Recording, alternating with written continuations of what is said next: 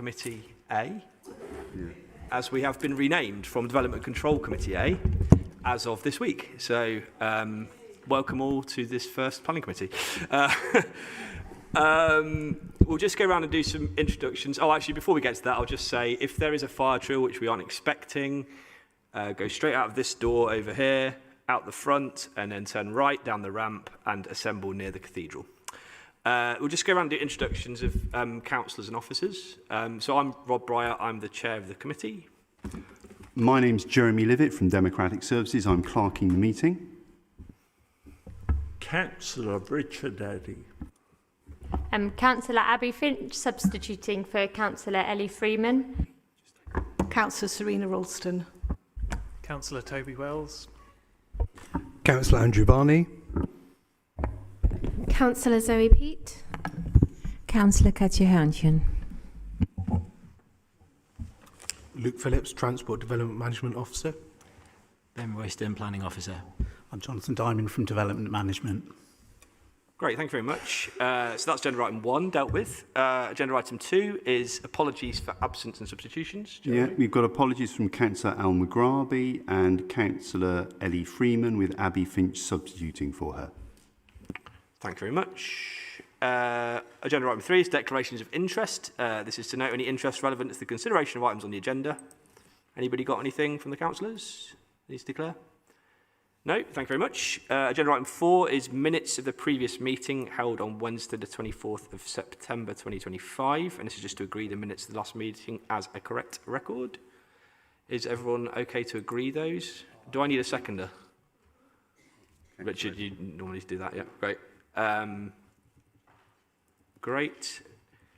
Number 5, agenda item 5 is the action sheet. We're asked to note any outstanding actions, of which I think there are none, so we will move swiftly on.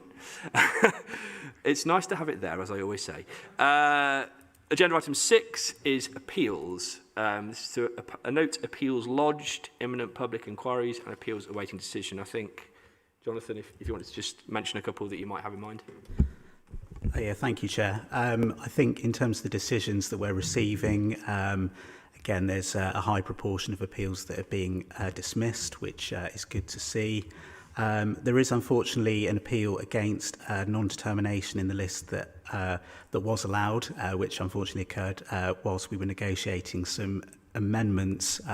In that case, the applicant exercised their right of appeal. But I think sort of generally speaking on the appeal against non-determination front, we've seen those kind of come right down now. And there were obviously some figures that were presented to the Economy and Skills Committee on Monday in relation to appeals and planning performance, sort of more generally as well, which I would just sort of signpost for members of this committee because that may be of interest. There was a decision that I just wanted to draw attention to, and I circulated it to all DC committee members last week, I think, and that was in relation to a site in the Southville ward. It related to an appeal against the serving of an enforcement notice against the unauthorised use of a property as a small HMO. It's a really interesting decision, and again, I would just sort of recommend that members have a look at that because it was heard by way of an inquiry, and the inspector went into considerable detail, assessing the concerns that were raised in connection with the serving of the notice in relation to the effect on the living conditions of occupiers of surrounding properties. So again, we were really pleased with that result, and I think that decision will be of interest. Thank you very much. Has anyone got anything else they'd like to raise on appeals? Okay, I've got Toby and then Katja. Thank you, Chair. Jonathan, there's a number of appeals in this list about the BT street hubs, the BT advertising screens, basically. A large number of those appeals have been dismissed, which is good. There's just a couple on there that have been, the appeal's been allowed. Do you have any comment on what the differences were between the ones that were dismissed and the ones that were allowed? Yeah, so on those appeals, like you say, yeah, they were all in relation to installations that are known as street hubs. Those applications, we received applications that were full applications and under the advert regs as well. So there were kind of 2 applications for each of the proposed installations. In relation to the advert consent appeals, we obviously only consider those in relation to amenity and public safety, and a key element of the public safety assessment is impact on highway safety. And I think our observation, just having a look at those, is that there are some areas where the inspector hasn't agreed with kind of some of the concerns that were raised in those areas. But so we'll obviously kind of reflect on that as well. But in the majority of cases, it was good to see, you know, the inspector agreeing with us on those. Okay, gotcha. I was going to ask the same question. Okay. Oh, that's helpful. Good that we're of one mind. Serena. Yeah, just coming back to the HMO appeal, that's very good news. I'm assuming that is Islington Road, isn't it? Yeah, I think that's extremely encouraging. And I was very glad to see on Monday the work coming in about the new HMO areas, so it's all going in the right direction. Okay. Any other comments on appeals? Nope. Okay. Thank you very much, everyone. Thank you, Jonathan, for that update. And we're on to agenda item 7, which is enforcement. To note recent enforcement notices. Anything anyone wants to ask or comment on there? I would just say it's been noted that in the Economy and Skills Committee, which of course is where planning policy overall sits within the council structures, there was a recent paper that did have some good news, that there's additional resource being put into planning enforcement in the council, and I think that's probably going to be appreciated by a lot of councillors here, and hopefully the planning department as well. And yeah, I think it was interesting to read. I think that there's an acknowledgement that the 2016 level, I think that's mentioned in the paper, we still haven't got quite up to that level, but I think that it's really positive, the changes that are being made, so we're in a good position, I think. Anyone got anything else they want to say about enforcement at this point? Nope. Okay, we'll move on to the planning applications today. Just for the members of the public, welcome, by the way, to this meeting. We do take public forum for each item ahead of that item. So if you're hanging around, you might be hanging around, if you're here for Hope Chapel or 61 Chakeshill Drive. But first of all, we are going to go for the Southern Gateway application, 1 to 9 Bath Road. So I have a few people who have submitted public forum statements. You don't need to read out your statement. We have read the statements already. Oh yes, sorry. I've completely missed out the general questions, which we have ahead of this item. So we'll do those first. Thank you. Sorry, just to confirm, Chair, Suzanne Audrey has indicated she won't be here, but just to let you know that they are there. Okay. And answered and are in the pack that the yes. members have. So there is there are written answers to those questions for Suzanne Audrey. Okay. So we will move on to the Southern Gateway application. So as I say, you don't need to read the whole statement out, but try to keep your comments concise, up to about 1 minute, hopefully. The first is from A1 is Dave Redgewell. Is Dave here? Hello, Dave. So Dave Redgewell, South East Transport Network, but in this case I'm also Transport Salary Staff Association, which is one of the rail unions. So the reason we are very keen to get this application through today is to allow redevelopment of Temple Mead Station and to allow the passenger shed and the area around the passenger shed to become an active retail space and a public transport interchange for buses into the city centre, and actually make that area fit for purpose as a gateway to the city centre. In doing that, we need a southern entrance. That will involve a car park, which is regulated by the Office of Road and Rail, and that car park needs to be 24/7. It's also going to have cycle parking, it's going to have e-charging points for cars, and also a stop to the south. We'd like Wecker to consider a bus stop on the other side, because obviously if you're coming in from Brislington and Bath and Whitchurch and the Wells Road, you're going to go down to by Victoria Street, Temple Gate to get off the bus, whereas you have the advantage if you're going out to Brislington and Arnesville and Keynsham and to Wales, Glastonbury Street and Whitchurch, of getting on the bus at the interchange. So that's an issue. The interchange will have lifts to the platforms below. There'll be a gate line further in the station. I am concerned to make this point. My union represents the PCSOs of British Transport Police, was told this morning. Avon and Somerset Police have no authority or responsibility for this southern entrance. They can come and comment.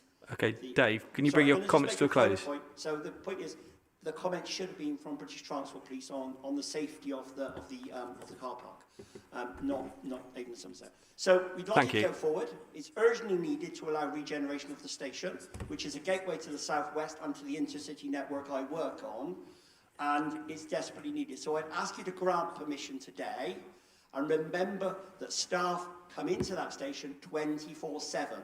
There are only buses to Brislington and Bath in the night. Okay, thank you. So please grant. Thank you. Thanks, Dave. A2 is Nick Finney. Is Nick Finney here? Yep. If we could get the microphone over to Nick. Thank you.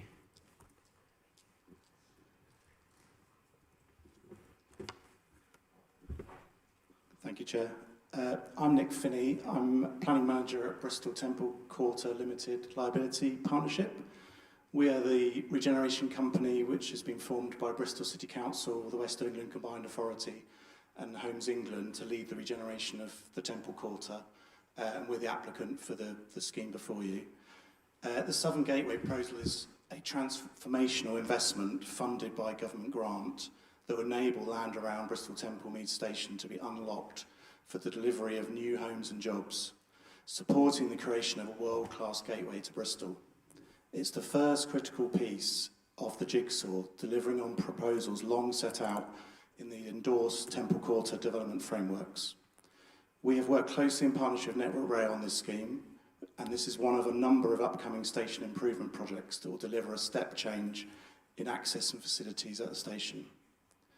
As your officers will set out, we have been undertaking detailed traffic modelling work to ensure the highway changes can be implemented smoothly and safely. We're keen to quickly conclude that work to ensure the success of the scheme's implementation. With our master plan development partner due to be selected shortly, the confirmation of a decision today is critical to provide the planning certainty to deliver not only this scheme, but also to unlock the full scale of opportunity at Bristol Temple Quarter. Thank you. Thank you, Nick. The next statement is A3 from Stephen Wickham. Is Stephen here? Yeah. Thank you. Thank you. Okay. Railway pick-up and drop-off of loved ones is often an emotive experience and a marketing commodity. And Southern Gateway Level 2 is probably the worst designed rail passenger drop-off in the country. The internal function of putting these 22 spaces in above ground level is entirely to disrupt the vehicle flow of longer-term parking, accessing and exiting the higher stories in surges. Whatever the car type, the rail passenger experience with luggage and children is going to be stressful and inconvenient. This building majors on stairs meeting fire regulations, not passenger convenience in train surges. Some are going to drag suitcases down the up-ramps. Frankly, some are going to find corners to wee in. Rail users only have trains to miss in this hyped-up improvement 200 metres further away than today. The engineering priority is clearly lorries that Network Rail want to drag through the hub site for their own purposes and not passenger experience. So, no toilets, no shelter, no shop, no trundle width for real people with children, coats and heavy luggage. But I conceive a brilliant commuter car park for the university and car-free developments on Temple Island, if that's what you want. Anyway, I came by bike today, by the way, but I have children and they use the railway and we don't have a bus route. Thank you. Thank you, Stephen. A4 statement is from Brendan Taylor. Is Brendan here? He's not here. Okay. Thanks, everyone, for that. Those public forum statements. We are now going to have the officer report and recommendation. Over to you. Thank you, Chair. So this application relates to 1 to 9 Bath Road and the provision of a new multimodal transport hub known as Southern Gateway entrance to Temple Meads Station. The application received demolition of the vacant industrial building, most recently used as a quick-fit garage, and the construction of a 6.5-storey multimodal transport hub, including car parking for the public and station and railway staff, and a 3-storey dedicated cycle hub, as well as new public realm, a dedicated cycle lane and pavement along the frontage of the site past Bath Road, and new vehicular access from Bath Road. The reason that it comes to committee is because of its scale, massing and prominent location on the Bath Road. It's the first planning application brought forward by the Temple Quarter LLP, partnership between Bristol City Council, Homes England and WECA. The application has received 4 public objections and 5 letters of support. Comments from Bristol Civic Society and the Conservation Advisory Panel have been received, raising concerns about the scale, massing and impact on views. However, Historic England have not objected to the application. Letters of support have been received from Network Rail, who will become the operator of the site, WECA and the Bristol Cycle Campaign. The location of the site, it's bounded by Bath Road and Bath Road Roundabout to the south and west. I'm sorry my cursor doesn't work with the screen. You have the railway tracks along the eastern side. And then this slide shows the existing parking area currently in use at the station, shown in red, around the north and west side of the station. The new southern gateway would absorb all of this parking area to allow it to be redeveloped as a modern arrival experience for the station, with new mixed-use development, public realm, a northern entrance transport hub fit for purpose, including primary bus stop and terminals to serve the station, with all of the existing parking being moved to the new location. So the proposed layout for Southern Gateway is shown here. There are 2 buildings, the car park, which is kind of in the middle of the slide there, and then the cycle hub set behind a new cycle lane and pavement. There'll be a crossing located at the end of Bath Bridges roundabout, a new southbound bus stop serving South Bristol, and following revisions, a left-hand filter lane into the car park to reduce the amount of delays for pedestrians and cyclists and to improve safety. And I'll hand over to Luke from the transport team shortly to discuss transport issues. Quick slide to show you the proposed elevations.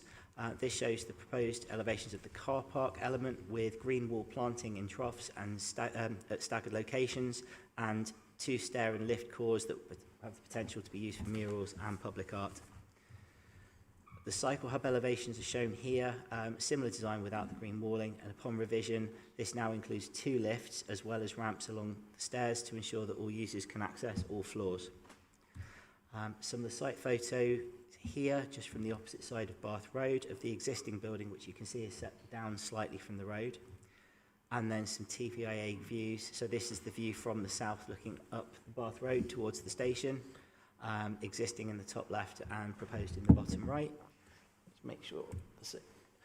And then approaching from the west on York Road, so coming along Clarence Road. And then views from the platforms inside the station. So the position of consultees, this has altered since the agenda briefing a couple of weeks ago. The Environment Agency have withdrawn their objection and are now satisfied that the scheme is acceptable, subject to conditions that would be attached to an approval. Similarly, Nature Conservation has now reviewed the application and has confirmed that this is legislatively acceptable, subject to conditions that would be applied to any approval. So in summary, from the planning perspective, it's the view of urban design officers, Historic England and public art officers that we could improve the scheme slightly, but given the clear public benefits of repurposing the land around the station, our recommendation is that this is acceptable subject to transport issues, and I'm going to hand over to Luke to go into more detail on those now. So in respect to transport, the paragraph 116 of the MPPF sets out when an application should be refused on transport grounds. So essentially within that there's 2 elements. One is if there's an unacceptable impact to highway safety, and the other is if there's a severe impact on the road network. So as part of that, and when considering this application, there are 2 main elements at which transport have concerns in regard, and that's in respect to movement across the A4 Bath Bridge. So at present, it measures 2.4 metres width, which is it's unsafe and it's insufficient width to accommodate the movement that's there at present, let alone any new movement that will be generated by the development. And there's a concern that by increasing trips across this bridge, there will be an increase in conflict, and given the nature of the road and the type of traffic and speeds that use that that this could result in a KSI, someone being killed or seriously injured. So that's the highway safety element.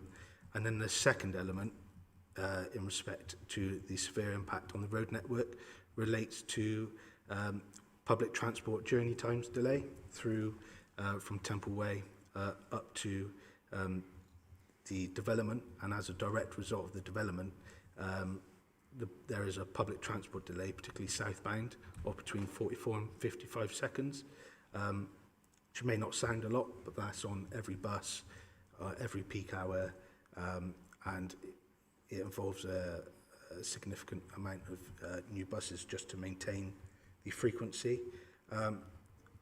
There is concern, however, so this has been made on the submission to date. However, we're concerned that the disbenefits that have been shown in the modelling are overstated, and in fact, and reality, with some amendments to the modelling, there will be less of an impact, and whilst there would be an impact, we don't feel this could necessarily meet that severe threshold, and therefore we'd support the application. So on the next slide, so our way forward. Sorry. Is that better? So in terms of a way forward,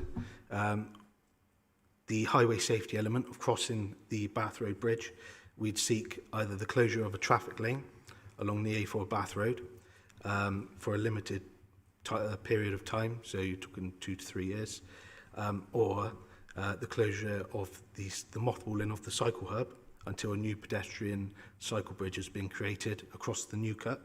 So in respect to that new bridge, is currently seeking funding for an outline business case, and by March 2027, there's the bridge should be designed, and then Transport will seek capital funding to deliver that bridge.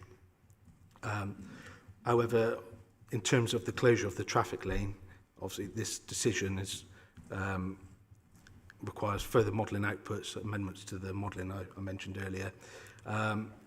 We need to look at the legalities, so in terms of closing a road, what needs to happen in terms of traffic regulation orders, etc. And we need senior officer support within the council to agree to this. And then secondly, so the second point in respect to the severe impact on public transport, I think as I mentioned, we believe that there can be revisions to the modelling that will lessen the impact than what has been submitted, and on that basis we'd seek further modelling work to be undertaken to demonstrate that, and then that should alleviate the concern regarding the severe impact of the application on the road network, particularly to public transport. That's transport. Thank you. Yeah, so Officer's recommendation to members today is that the application could be delegated back to officers for approval, subject to the transport issues being satisfactorily resolved. Thank you. Thank you very much, both. Oh, already got a hand. Already got 2 hands. Already got 3 hands. Brilliant. I'm sure there'll be lots of questions. Okay, so we'll go Andrew, and then Serena, then Katia, then Richard. Okay? Richard, Andrew first. We look very similar, so. Thank you very much, Chair. A question for Luke and then a question for Royston, if I may. So, Luke, just about the new potential cycle pedestrian bridge across the River Avon that would link in with the new cycling infrastructure there. That's obviously really crucial, I think, because what's there currently is not fit for purpose. So as well as this lovely new cycle path that's going through the site, we also need to link up with better cycling infrastructure, northbound and also southbound, of course. So best case scenario, if all being well with the application for a new bridge, when do you think that could be put in place? When would it be open? And also, how would that relate to the potential opening time of the new Southern Gateway? So in respect to when a new bridge would be open, it'd be dependent on when that funding could be secured. Best case scenario?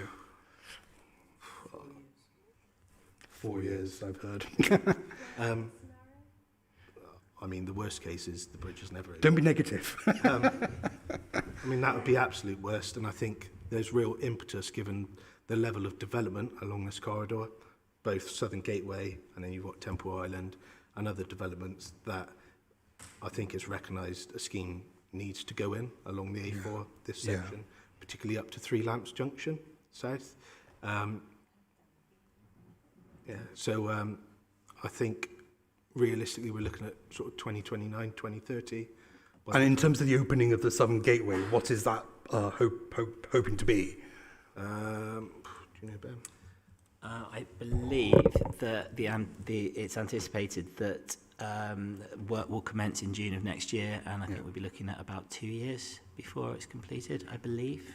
So maybe 27, 28, possibly. So, So there's potentially a year or more with this new facility without proper links for cycling and pedestrians. That's obviously a worry, isn't it? I think. Yeah. Yeah, and I think that's why I suppose today we come with two ways forward. There still needs to be work done to understand the impact of closing a traffic lane and whether that is acceptable. And I think that's the preferred approach. But if that's not the case and the modelling comes back is not sustainable, then essentially we'd be looking at mothballing the cycle hub until such a time that new bridge. That would be incredibly frustrating, I think, wouldn't it be, for Bristol cyclists to have this fantastic new facility, hopefully, and they can't use it. Yeah, that wouldn't go down well in terms of PR, I think. Yeah. No. Okay. Thank you. And a question for Royce about cycling, actually. So in the new cycling hub, it mentions there's paid provision and unpaid provision. So if it's not paid, does that mean your bike might be nicked and no one cares? And if it's paid, there'll be security. What's the difference? I actually think that's a question for Luke to answer. Back to Luke. So in respect to, so the applicant is seeking to, well, Network Rail, who will take the site on, will seek to put in a charging regime onto the cycle hub. So within that charging regime, they benchmark against other cities within the UK and other train stations that have a similar facility.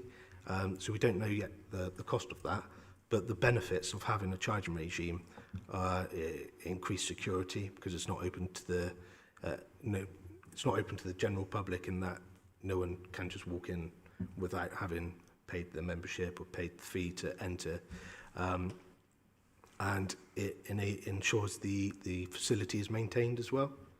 However, there are disbenefits to that model, in that some people might not use the facility as they have to pay a fee, which dissuades its use. So I think to a charging regime, there's benefits and disbenefits, and it's weighing those up. So basically, you can only take your bike in the hub if you pay some kind of fee, which is yet to be determined, but probably competitive with other core cities around the country. So if you don't want to pay, you need to leave your bike outside. So does that mean we'll still be keeping bicycle provision in other parts of the station? Yeah, so there'll still be cycle parking will remain on station approach. It'll be less spaces, but it's still a significant proportion of what's there at present. And the northern entrance cycle parking that's there at present will remain. So I know as part of the master plan, they're seeking, as part of that master plan, is a new, you've got the Southern Gateway Cycle Hub, you'll have a Northern Gateway Cycle Hub, but that's still at master planning stage. Yeah, I was going to ask about that, because obviously if you're cycling from central Bristol, you don't necessarily want to cycle past your destination or to access the hub at the Southern Gateway. You might want to prefer to use one in the Northern Gateway, for example. So in terms of master plan, that is on the cards. There will be other cycling hubs around the station. Yeah, there will be, yeah. Lovely, thank you very much. Thank you. Okay, I think we had Serena. Oh, was it Toby next? Okay, Toby then. Thank you. I'm not fundamentally opposed to the principle of this application, despite being quoted in today's Bristol Post as something of a harbinger of doom for all car parking in Bristol, apparently. And I think that the principle of what's proposed has been well tested by the Transport Committee and to an extent by Economy and Skills as well. My worry is that I'm not convinced it was ready to come to committee for decision. It's clear there has been and continues to be a lot of last-minute work being done on the variety of transport issues that surround the development, and I understand the intention is to try and secure the resolution of those issues through condition. Normally with other types of development, housing developments, for example, I'd be happier with that, where the transport elements of the scheme are kind of subsidiary to the rest of the scheme. But in this case, we're talking about a development that is fundamentally transport related at its core. So getting those transport elements right is really, really important. So my question is, if you had another 6 weeks, if we were to defer this decision to the next committee, how, obviously you won't have resolved everything, but would we be in a more comfortable position, and what could be achieved in that time? So I think maybe we'll share the response to that. Firstly, I think it's important to explain the reason it came to committee at this point was because there are various other issues at play in terms of securing government funding and certain dates. So the ambition was to get it to committee at this point. It's not unusual for developments to come to committee with last-minute work being done. Normally, we would be able to update on the amendment sheet and say that's all positively concluded. On this one, because modelling takes a little bit longer and then has to be interrogated by our transport team once it's sent across, we weren't able to do that with the short time frame since the latest revisions came in. But we are confident that there is a way to ensure that the scheme is safe and works. And in order to do that, we're asking for members to delegate the decision or an approval subject to Transport Development Management confirming they're happy that it's all been resolved, and at that point we'd be approving subject to conditions. I think maybe if I hand over to Luke to talk more about the modelling process. I think in respect to the modelling and a time frame, I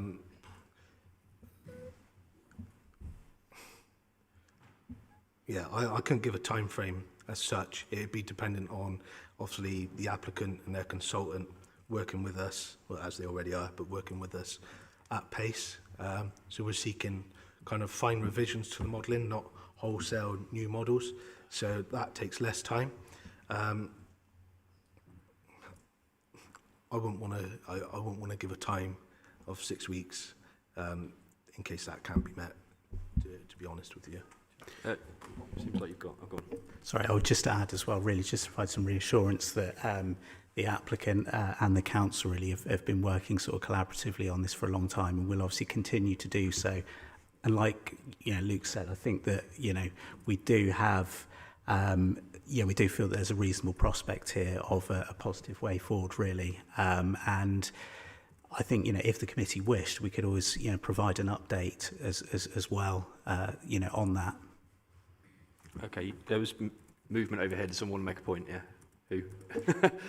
I just wanted to add as well, to give you some reassurance around that. It's quite usual, not that unusual, that you finalise a very technical specialist matter post-committee. And the advantage of that is that you can then get it finalised as quickly and then issued as quickly as possible, rather than delaying it by the whole, as long as it takes to come back to another committee. So I think in this case, we're actually confident that we can therefore resolve it much more quickly, give much more confidence to the partner that this important scheme, which unlocks the comprehensive regeneration of Bristol Temple Quarter, is supported, and where we're just sort of finalising that last technical detail. I just wanted to give you confidence that our job is to make sure that even if this has to be delivered incrementally, it's very important to be able to get Temple to move. And we put in these conditions, which Luke's been negotiating for quite some time, to ensure that safety is paramount at each stage, and Network Rail will be exactly in the same position as us. They would not release that space to be used for each mode that eventually will use it until it's passed as safe. Our big thing is that we need to pull together the money to make the proper infrastructure in for that to happen. and everybody in city transport is fully on board trying to make that facilitate. So although I'm being a bit sceptical with 4 years, we think as soon as we've got the design right, it will hopefully, with WECA's support, be fully funded to be able to tie in with maybe a 6 month to 1 year period. But that's just my experience. It's not written in stone, but our job is to try and make that happen fully as soon as possible. Okay. I can't remember who's next, but I think it was Cartier, then it. No, don't worry. Cartier, then Serena, and then we'll come to this.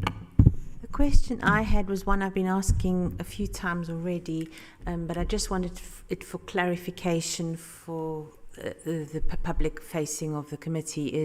This is not the drop-off point. This is a parking space for people that go on long-term parking. They park their car there and then catch a train. It's not people that drop off someone for the parking or the airport bus, because the airport bus is the other one that people drop off there.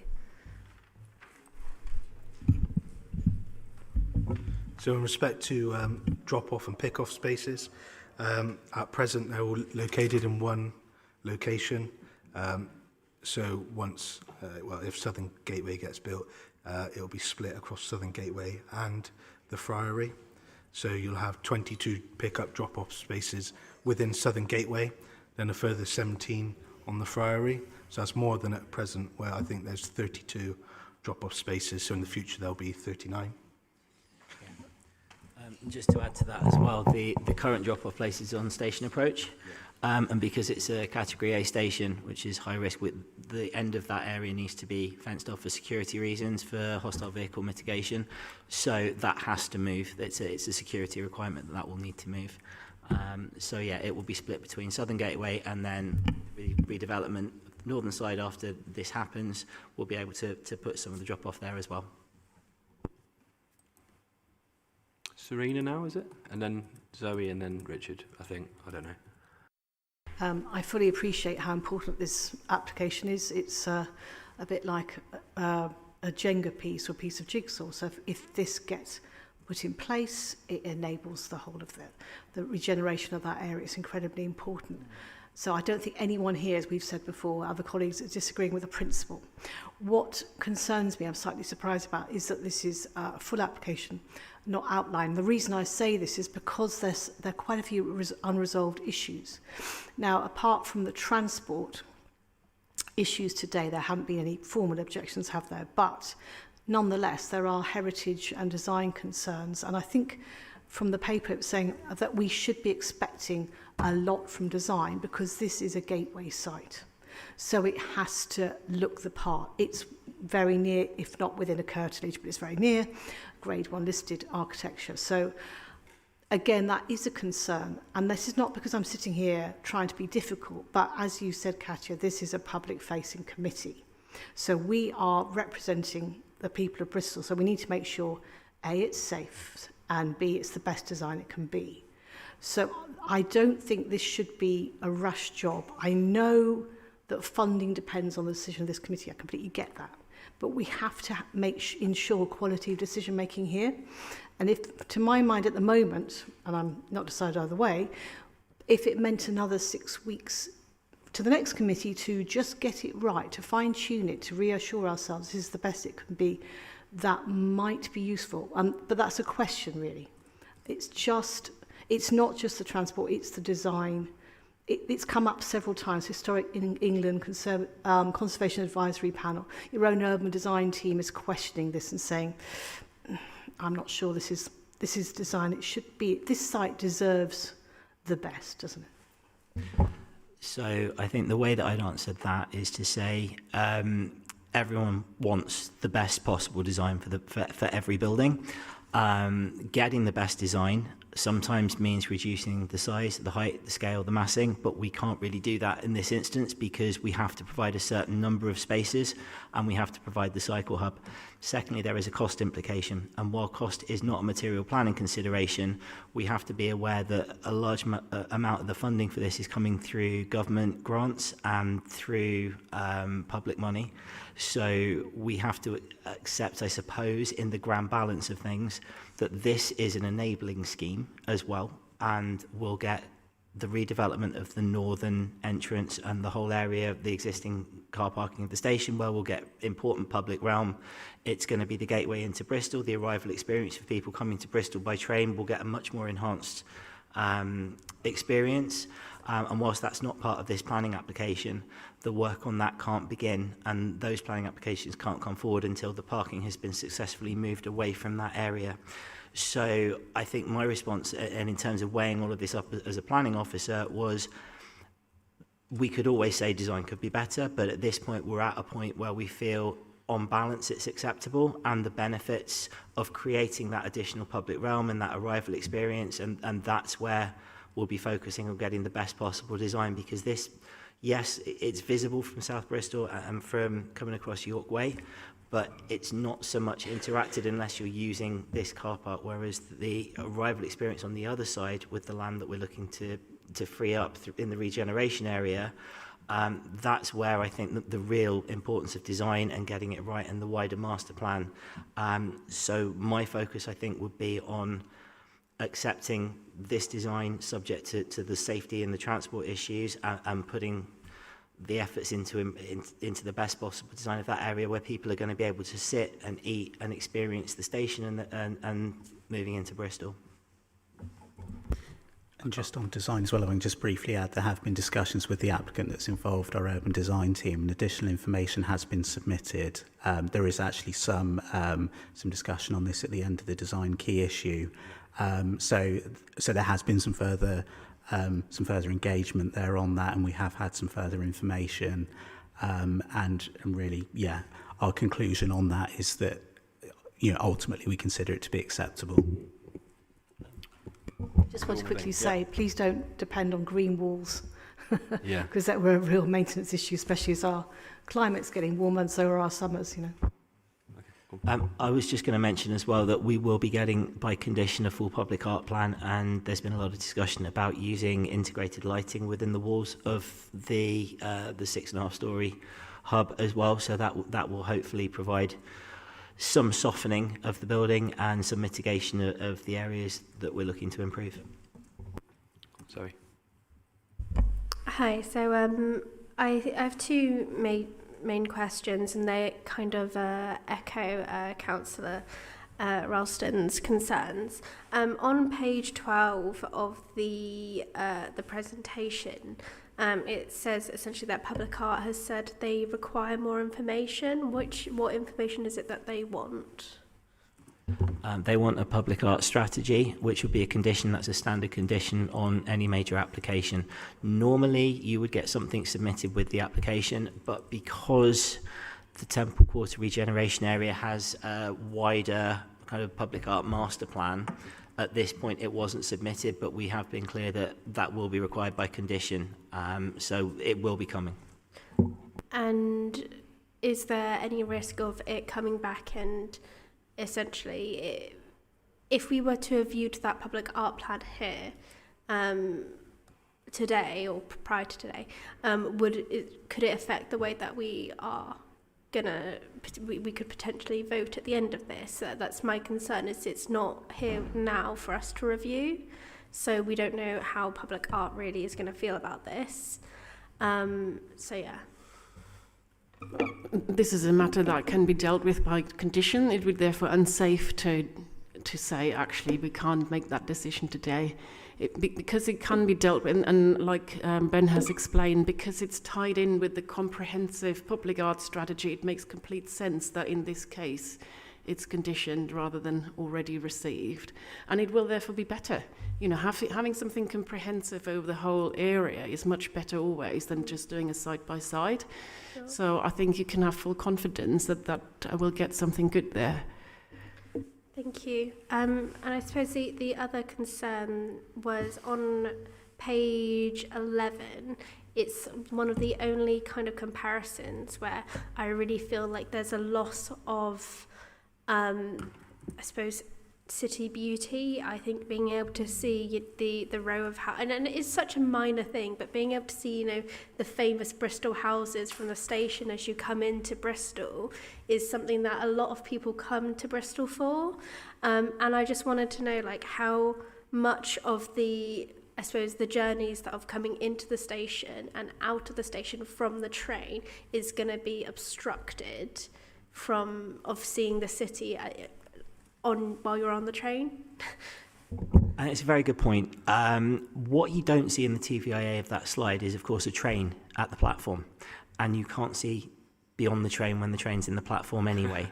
So I get the point, but also when you're on the train and you're coming in and out of the station, you're going to still see those views. It's just one particular point. If you walk to the end of the platform, you'll still see it. It's just one of those things where views depend on the exact location you're standing, and if you move just a few yards away, chances are it'll be much clearer. So the view won't be lost from all of the platform, but again, when there's a train in the platform, you're not going to see it either.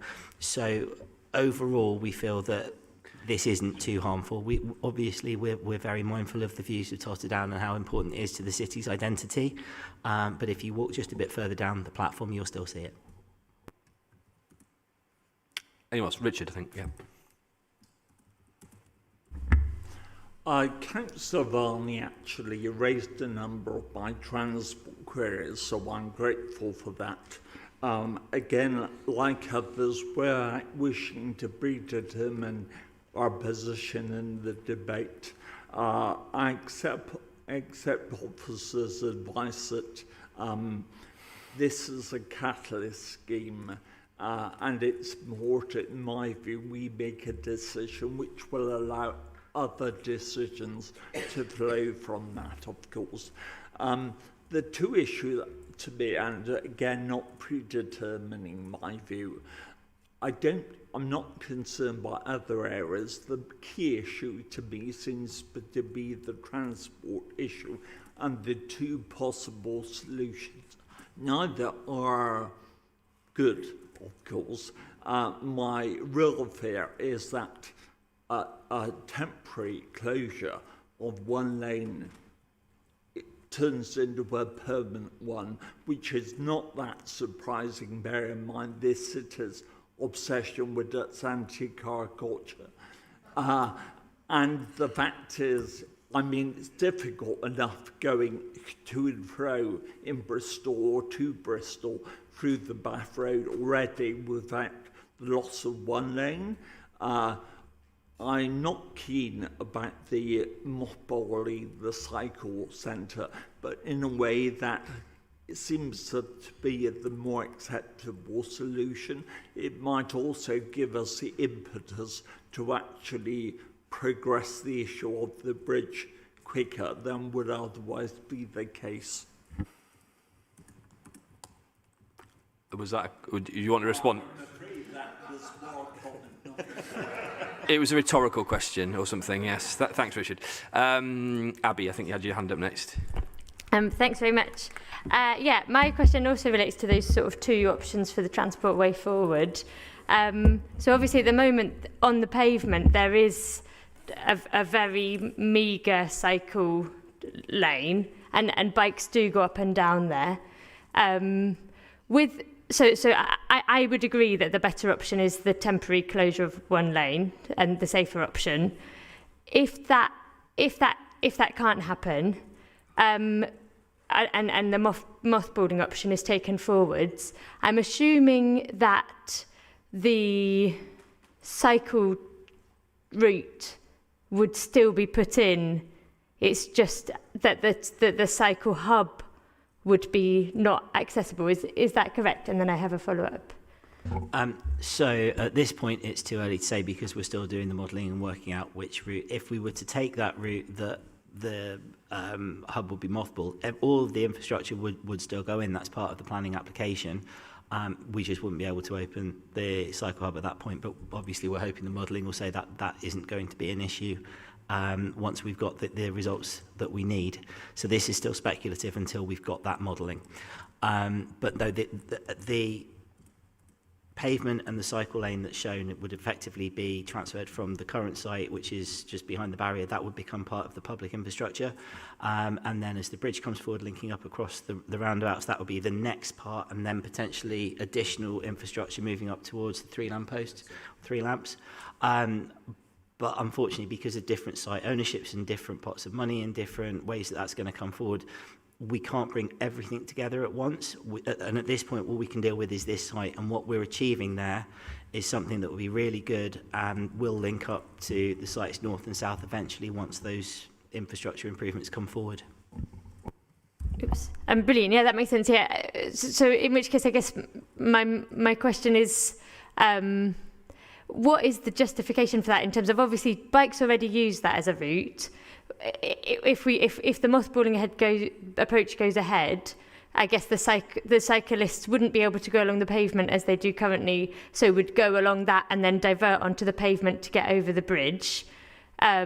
Is the justification that having the hub there would have more demand, and so you'd have more on the pavement? Okay, so basically it won't be any worse than it is currently, which is arguably quite dangerous without the hub, if that, yes, okay, understood, thank you. Pretty much, yeah.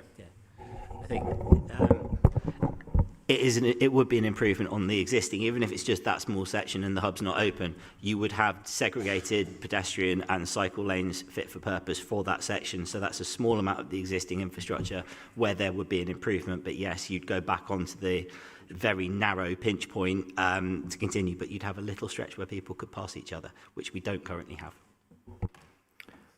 Okay, I've got a couple of questions. And they do relate to kind of what Toby was saying about the 6 weeks and it does feel strange that we're being asked to, approve something before everything's ready, really. And I just wonder, you've got these 11 conditions. Are any of these a number of them are things that you would generally have in an application of this size and this nature. But that does seem like a lot. And I feel like I want sort of a reassurance that there is some way that we can scrutinise.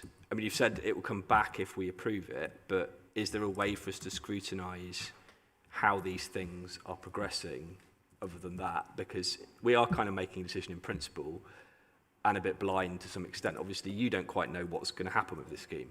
So do you see, I think that's a conundrum for us because we don't want to kind of, I mean, I'm probably getting into the debate a bit here, but the point is, I don't think anyone probably is in principle against the scheme. It's just that there's so many aspects that just aren't finished yet. So can you just comment on that again?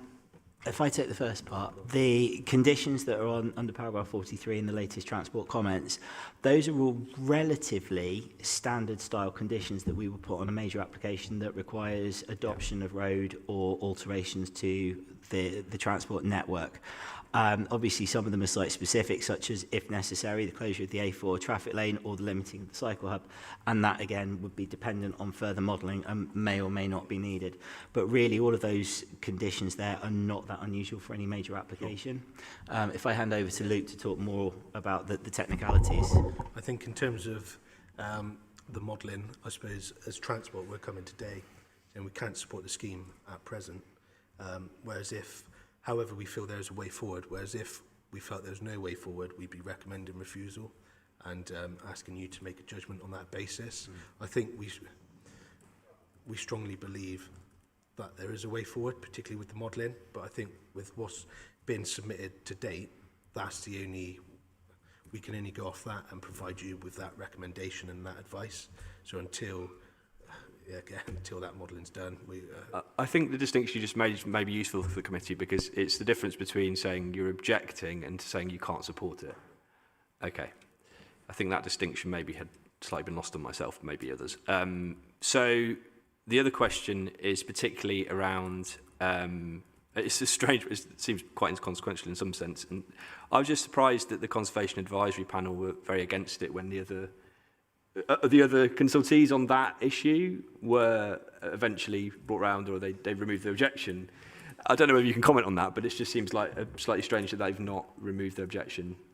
I think the easiest way to explain that is that they weren't reconsulted because there were no alterations to the design. If we'd had alterations to the design of the buildings, then we would have reconsulted, but we were effectively looking at those comments and looking at our urban design comments, and because there were no alterations forthcoming, officers had to make a decision and recommendation. And as I said, that the recommendation is that on balance, whilst yes, we could always push for more in terms of design and materials and things like that, we can use conditions to ensure that the materials are of a suitable nature. We've got the public art condition, which would also help to some extent. We've got the green wall management and maintenance condition, which we could use to make sure that the green walls survive, thrive and are replaced if they don't. So the design we feel we can accept on consideration of the public benefits and on balance, and the potential for improvements around other parts of the station and the city once the car parking is relocated. Okay. I did have one more point, I think. Bear with me just 1 second. Yeah, there was mention, I can't remember where it was, but there was mention somewhere that the delegated decision might then go to the chair of the Transport Committee. Could you explain that process? That's feeling. So what's that? Why would that be the case? I think so. That's in respect to the what choice is taken forward in respect to the A4 Bath Road lane closure or the mothballing of the cycle hub. Like closing a lane on the A4 Bath Road is, you know, is going to be contentious. It's not a pretty solution. And I think it's felt that it needs that authority as well, and that support. Okay. It might be worth saying as well that we're asking for your approval. Your decision is to delegate back to officers to approve, subject to the transport issues being resolved. If in a worst case scenario, and I'm not for a second suggesting it will go this way, but let's say we had to take the route that the road would have, a lane of the road would have to be closed. It went to the Transport Committee and they said no. We'd then have to come back here and say this is the current situation and present that again. I think would be where we get to, because if the decision is to delegate approval subject to transport being resolved and it's not resolved, we can't approve. Okay, that's helpful. Thank you, Toby. I've got a question for you, Chair. Oh, great, thanks. So the recommendation, as was just mentioned, it is slightly more complex and nuanced than perhaps the normal kind of recommendation you get at a planning committee. And it strikes me that the crux of the matter is the definition of that part of the recommendation that says the satisfactory resolution of outstanding transport issues. What does that mean and who gets to decide that? So the question is there any way we could amend that recommendation to add in the whatever kind of check and balance we feel is appropriate, whether that would be to say something like in consultation with the chair of the planning committee, it could be you, as to make sure that the satisfactory resolution is in line with the concerns that the committee had at the time, or it could be in consultation with the chair of the transport committee. Yeah, or, you know, have you got something directly on that, Andrew? Go on. Well, I was just going to say that perhaps we need to have updates on this scheme, which I think has been offered previously in our briefing, that, you know, we need to know what the situation is regarding talks on transport and solving those issues. So I think they need to come back to committee and we have a formal update to see where we are. Sure, I think that's a slightly separate point. I think that's taken as read. I'm taking that as read that will happen now because of the amount of, obviously, the concern we have on these things. But on Toby's question of whether, I don't want to have this sort of thing where it's split between me and the chair of the Transport Committee, and to complicate matters further, I'm on the Transport Committee, so I think it's better if it. I don't have a problem with us putting the chair of the Transport Committee in, but I'm not sure whether I am the best person, because obviously that's the chair of the Transport Committee, as you say, that's more of the natural place where it should go. So if that's okay, we would make that more specific. I just want you to be sure that anything impacting the highway has to be agreed with the chair of, even if we're just keeping him updated.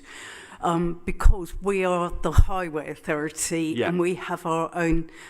So planning is it's like chicken and egg. We can't get going on the highway stuff without this starting the process. That's really what we're, even though we'd love to be able to tell you it was all going to be all singing, all dancing straight away. But I think we tried our hardest to find a mechanism to make it become that. But I think it's for our peace of mind that we know that the decision making is being made with oversight from councillors. I think that's our key aspect here, is we want to know that if there is a problem, that there is someone who has that specialism or is like on that committee, is able to then comment on it and then feedback. So if we could insert that, that would be helpful. So like just to reiterate what you said, Toby. Yeah, so I would insert the words at the end of the recommendation, in consultation with the chair of the Transport and Connectivity Committee. Are we happy? Are you happy with that? You're not happy with it. Go on. Well, I mean, this obviously relates to a decision on a planning application, which is within the remit of this committee. So I wouldn't want to overcomplicate things by necessarily building that into a resolution, would just be my initial view. Okay, so can we say me then instead? So we say the chair of the planning committee instead. Okay, is that satisfactory? I know that's not what I wanted, but I'm fine with it because. Promise to ask Ed. Yeah. I do talk to him every now and again. You know, he's a colleague of mine. I know him. So yeah. Is that okay? I mean, if anyone on the committee wants to say that's not a good idea. Do we need to vote on the...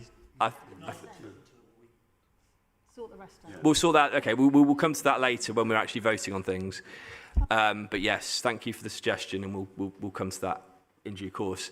Has anyone got any more questions of clarification for the council officers? No. Okay, great. Well, we will move on to the debate then. Don't all put your... No, you are going to put your hands up at once. You have literally put all your hands up at once. Thank you for that helpful committee.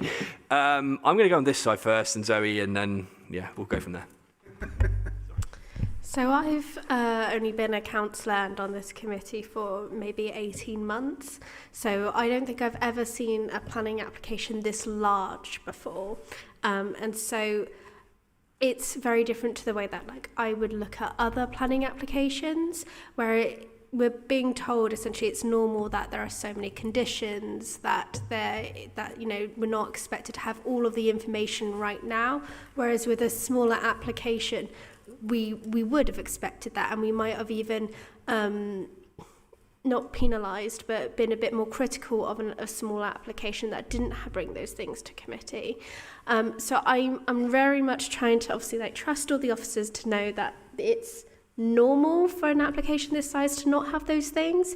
But I think it's also important that we acknowledge that there feels like a general sense of uneasiness between the councillors that we're just meant to trust you blindly. And obviously, we very well might do when we get to the application stage or to the voting stage, but it does feel like there's just a lot of hesitance to be, yes, we'll absolutely approve this, no questions asked. And I think what we're trying to get from this consultation with Rob is just some kind of oversight and scrutiny that, this isn't going to blow up all in our faces.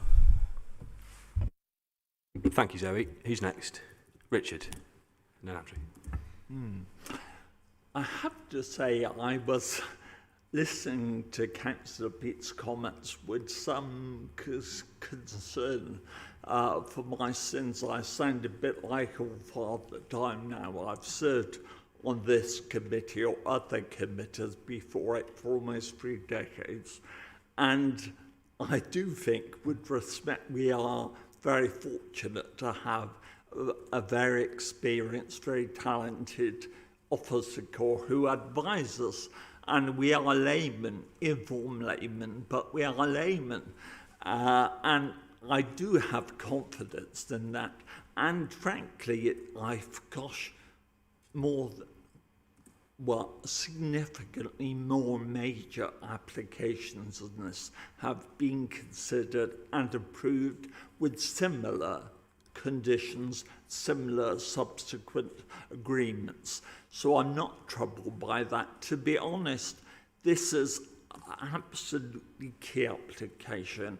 The whole redevelopment around there, we know about the Grosvenor Hotel saga, which has been, it's almost a scandal going on for so long. But all of that area just needs to move forward, and this could be the catalyst to bring together and release the options. So I would say let's not hesitate, let's not prevaricate and delay again. Yes, things need to be bottled out, but primarily, in my view, the transport two options, but the officers have clearly great confidence one or other option will be arrived at. My personal view is I would much prefer the mothballing proposal for the cycle hub, but that's my personal view. It's for others to determine that. I hope we can make progress. I think this is exciting. As Dave Ridgewell has said, it opens up so many other things. I do remember back in, I think, the late 90s, when the bus station were thinking of relocating, and that would have been, in my view, ideal to relocate to Temple Meads and to have a real hub. But anyway, that's yesterday's fight. We are here, we are today. So let's back this scheme. Let's let it go ahead and give it the support of members. Thank you, Richard. Andrew. Thank you, Chair.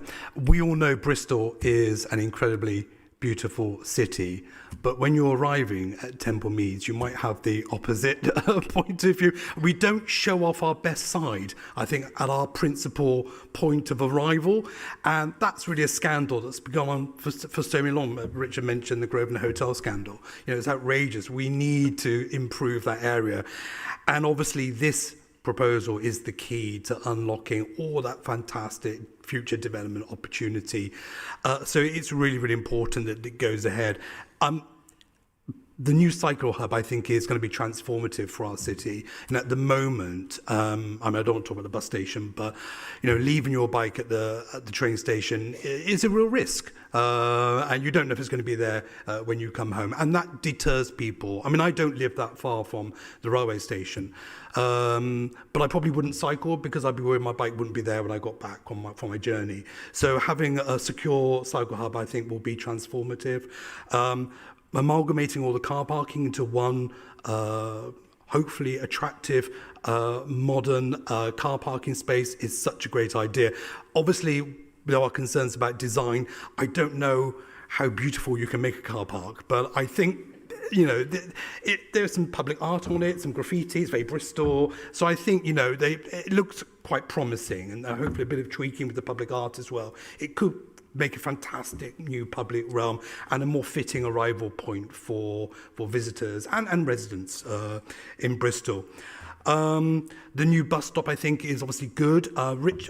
David mentioned about the fact that it's southbound only, and obviously that is an issue. But through conversations we've been having, we are looking at a northbound bus stop provision as well, which obviously is crucial because it will be confusing for people if they have to get off at one place on one side and then get on another place somewhere completely altogether different on the other side of the road. So that needs to happen. We need to have bus stops on both north side and south side. There are unresolved issues which I think are really concerning, but I understand the need for it to come to this committee. We need to make a decision. I think future generations would not forgive us if we said no and then we lost all the funding and then this couldn't go ahead. So for that reason, I'm definitely going to be supporting this application. Thank you. Thank you, Andrew. Serena?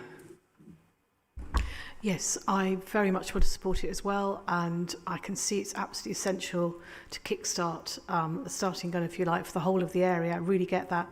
I would just put in a plea that many English cities have been blighted by car parks, including ours in the 60s, and I'm sure in those 60s planners thought their car parks would be wonderful and modern and shiny and attractive. So if we can condition for great design, even though it's a car park, 'cause it's such a prominent site. I would be very happy with that.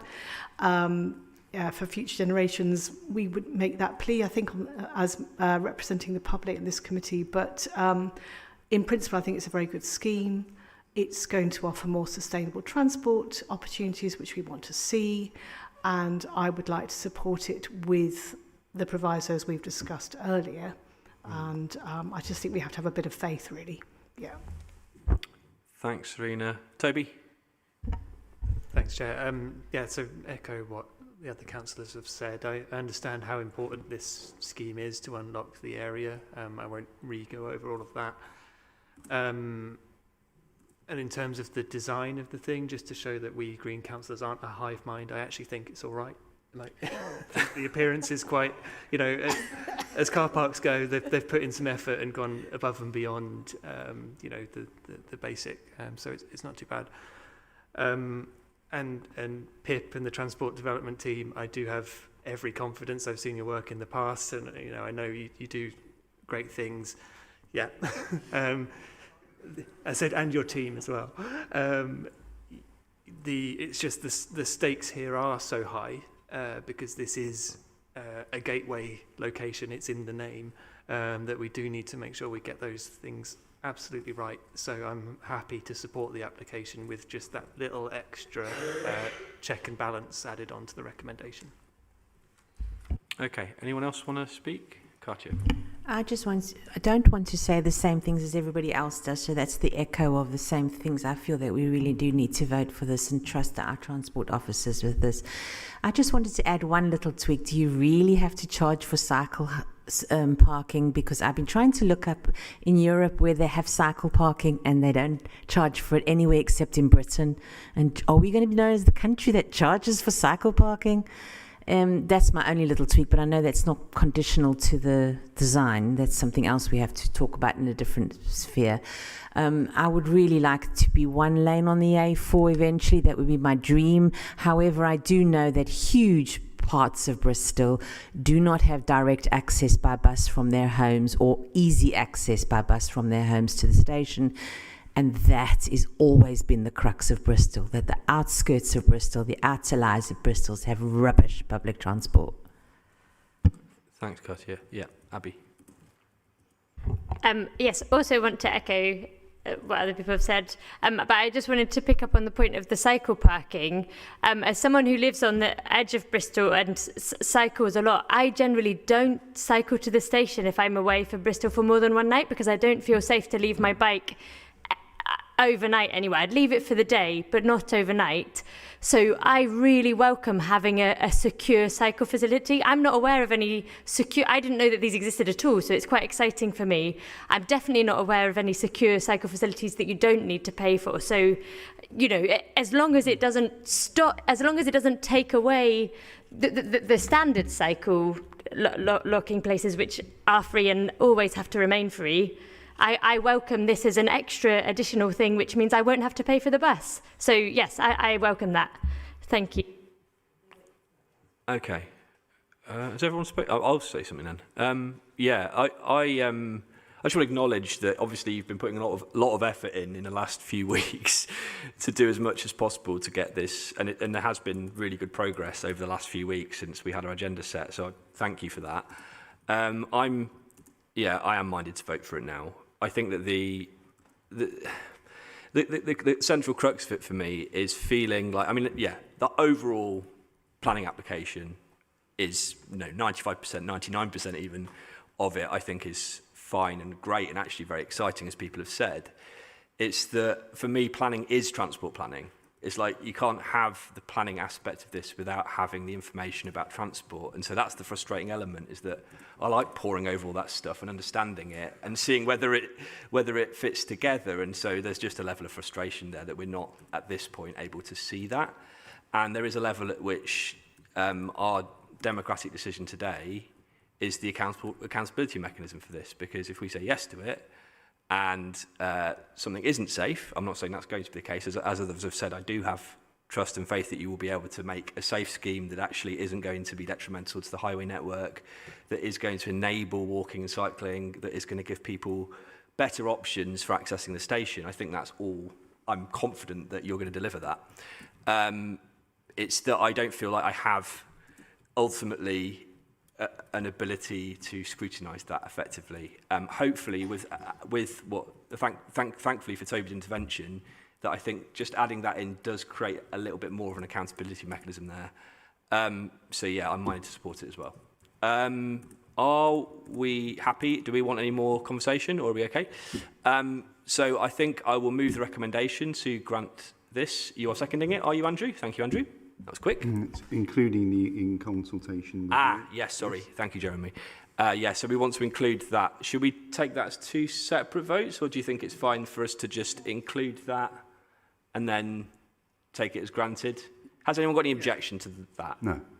Okay, I think that's democratic enough for you to just say you don't have any objection to that. So yeah, I will move that recommendation. Andrew has seconded it. Let me bring up my annoying thing that you always get, I'm sure, get annoyed about. Oh no, I'm on the wrong screen. Give me a second, folks. I'm going to go around and just ask for you to say whether you're in favour of the officer recommendation to grant approval or against. So first of all, Councillor Ralston. For. Councillor Hornchin. For. Councillor Wells. For. Councillor Breyer, that's me. For. Councillor Finch. For. Councillor Varney. For. Councillor Pete. For. And Councillor Eddie. For. Thank you, Councillor. Unanimous. So that's unanimous. Thank you very much. That is approved. And we'll have a 5-minute break for the next item. Thank you, everyone.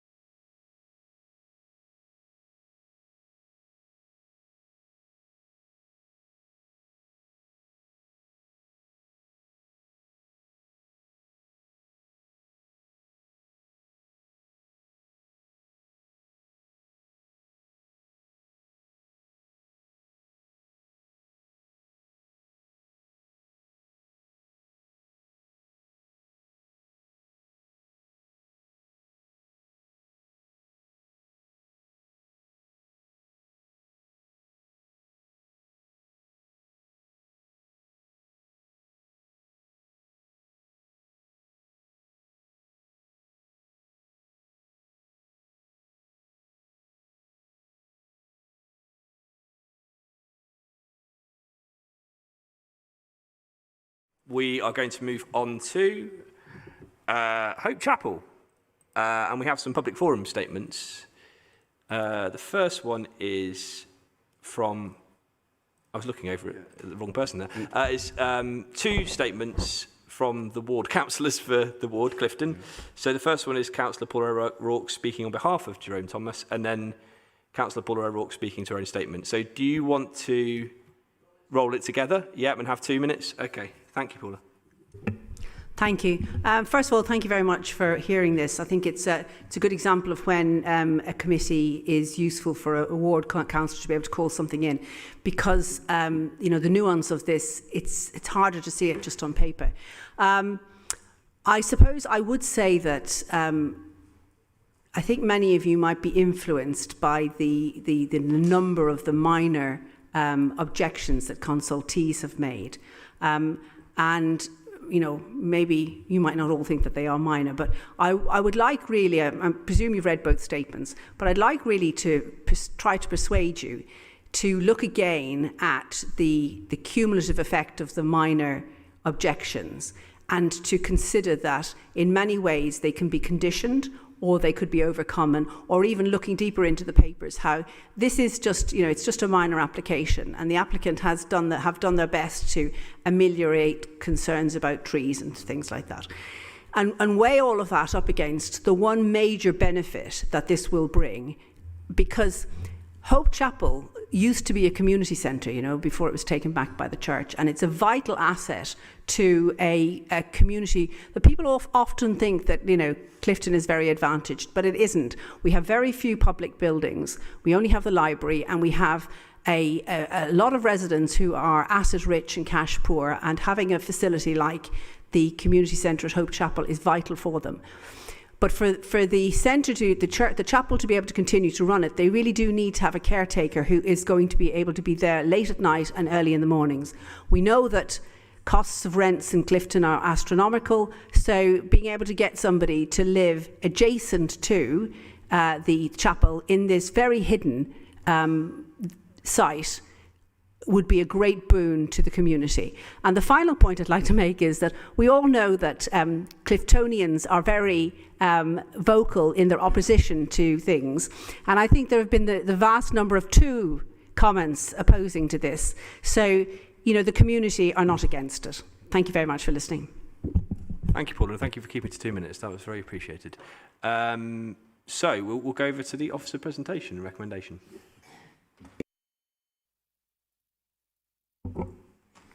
Good afternoon.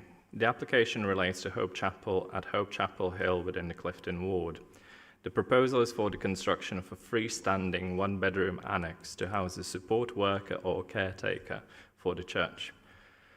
The application and listed building consent are before the committee today with a recommendation to refuse the applications. The applications have generated 1 objection from neighbouring occupiers, and objections have been raised from local amenity groups. The scheme is brought before the committee today as it has been called in by the local ward members.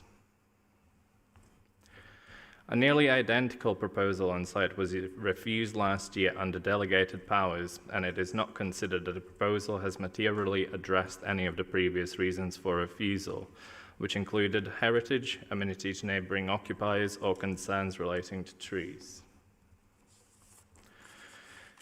The application site is located along Hope Chapel Hill, north of Hotwell Road. Hope Chapel is a Grade 2 listed building within Clifton and Hotwell's conservation area and represents a designated heritage asset. Here are some images of the application site. To the top left, you have the frontage of Hope Chapel. To the bottom, you have views of some of the heritage assets behind it, and the largest photo where the raised ground is where the proposed development would go. The application proposes a freestanding structure within the grounds of the Grade 2 listed chapel within its open burial ground setting, located against eastern facade, which is one of the 3 more significant and architecturally legible elevations of Hope Chapel. The proposed building would be accessed to the grounds of the chapel, with entrance to the building located to the rear by a sloping ramp. The proposed building would be set approximately 60 centimetres away from this elevation have a height between 3.2 to 3.6 metres. It will be 37 square metres in size, which is the minimum required space to meet nationally described space standards for a one-person dwelling. Here are some sectional images with the eastern facade in the background and the proposed development, including raised ramp and relationship with a neighbouring property to the right. Another sectional view showing the 60 centimetre relationship between this elevation and the proposed building. In line with national and local policy, development which would affect designated heritage assets would be expected to preserve or enhance those elements which contribute to their special character or appearance. We are also required to place great and significant weight in the conservation of those assets and their settings. Bristol City Council conservation officers as well as local amenity groups have objected to the proposals. We conclude that the proposed building poses harm to the listed building and the conservation area. The harm derives from proposed location against significant elevation of Hope Chapel, its elevated position, design, form, and materials of the proposed dwelling. It is also considered that there's a negative impact to the singular standalone character of Hope Chapel and its open burial ground setting within the conservation area. The proposed building undermines established architectural harmony of Hope Chapel, partly obscuring architectural detail to the eastern facade and appreciation of designated heritage assets. It is therefore concluded the proposed neither preserves nor enhances the listed building and the conservation area in line of Council's policies. The harm identified is less than substantial by the definitions of the MPPF. The proposed development also raises concerns in relation to historic burial ground of the Hope Chapel. Officers know the previous archaeological works were carried out on site which discovered human skeletons that were reburied underneath the vaults of the chapel. The Council's archaeological team raises objection to the proposals. Whilst archaeological works are noted, the application is not accompanied with supporting information to assess any potential impact to archaeological significance relating to these burials proposed by the development. Therefore, it is not possible to consider or assess the degree of impact. This information is fundamental at this stage as it could result in changes being required to the design, scale, sitting of the development to avoid impacting archaeological remains and features of significance. In the absence of this information, we recommend refusal of the application on this basis. The proposed development incorporates a platform and a ramp to the rear, providing access into the building. The ramp would be within close proximity of the neighboring Wonder Polygon. Due to its elevated position, scale, sitting, and nature of use, it is considered to result in direct and perceived overlooking impacts to the neighboring occupier and notably their private amenity space. The previous application was refused on this basis. However, no amendments were made or mitigation proposed within this application. We recommend refusal on this basis as well. Another key concern relates to protection of TPO trees, and the Council's arboricultural officers raised concerns in regard to the lack of tree protection measures during the construction period, as well as post-development pressures to the locally important Sinkmore, which is TPO protected.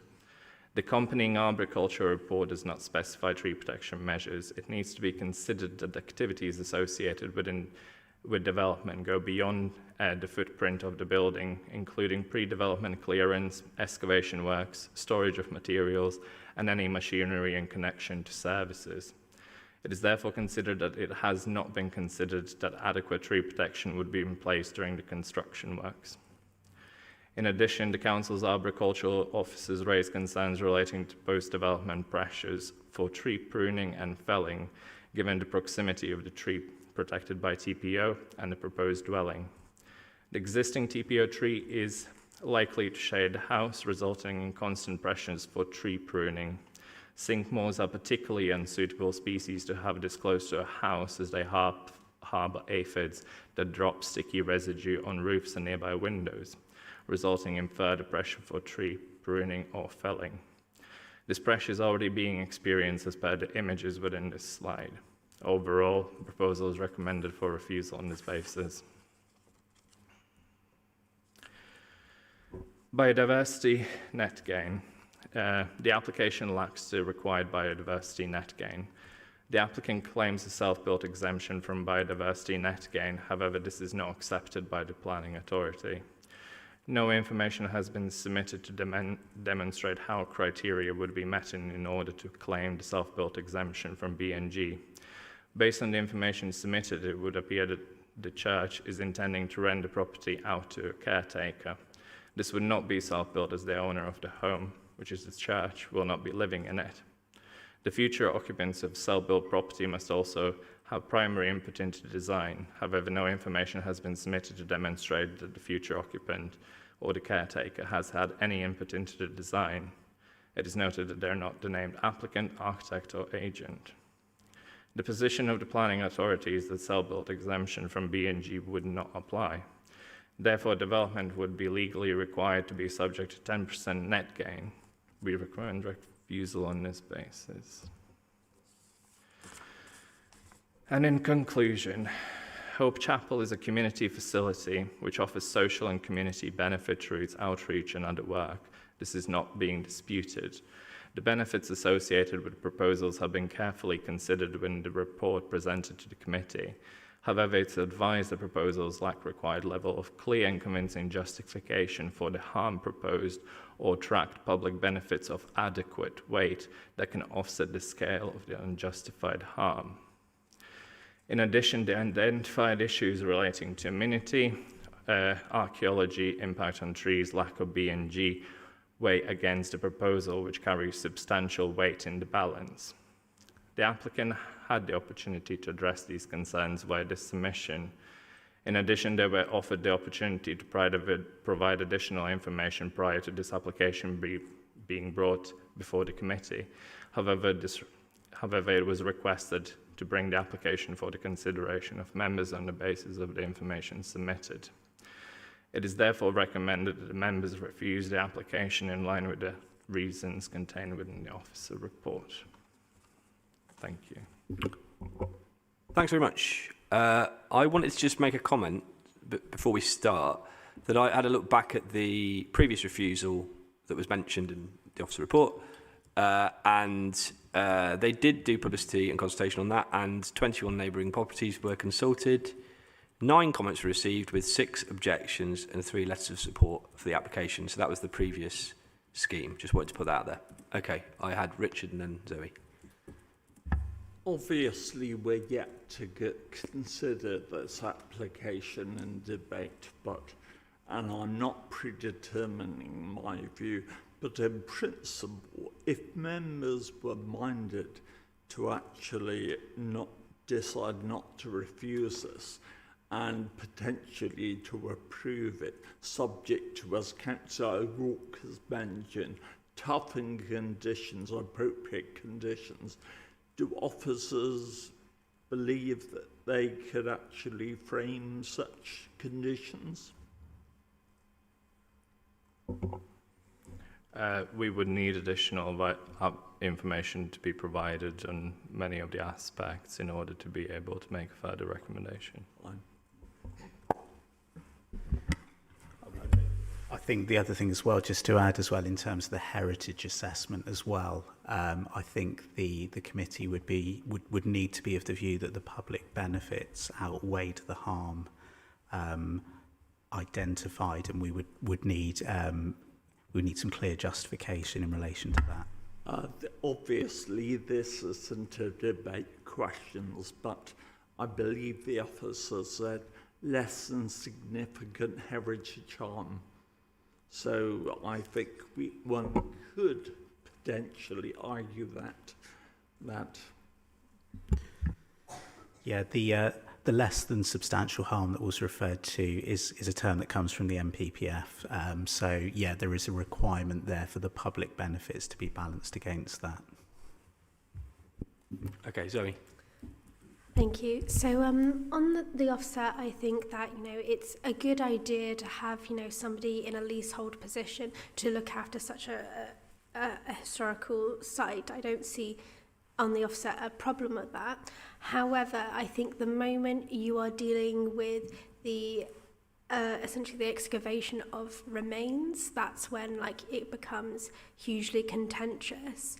So my major question would be, firstly, do we know the identities of those who are buried there? Have potential ancestors been contacted, or not ancestors, not relatives, that's the one, descendants been contacted, because they very well may feel very strongly about their great grandfather or whomever being excavated, and where will they be reburied afterwards if they are? That's my major. There's a level of detail there that I'm not sure you're going to be able to go into, but yeah, I think really in summary on that, really, as the officer said, at this stage we just don't have the information available to really sort of base that initial assessment on, and that's kind of one of the issues that we have at this stage with this application. Yeah, Serena and then Katya. Yeah, in terms of the planning balance, I wanted to be clear, how visible would the development be from the street? It's tucked away, is it? I mean, I know it might have an impact on the listed building itself, but in relation to the street scene, it's at the rear, isn't it? So as the image shown here, it shows the frontage of development. There are views towards the side, so it would be located within that site, so it would be seen from the street as per this image here. Okay, and then the other question is, would it contribute to, as a windfall site, in some shape or form to, housing, land availability assessments or housing numbers?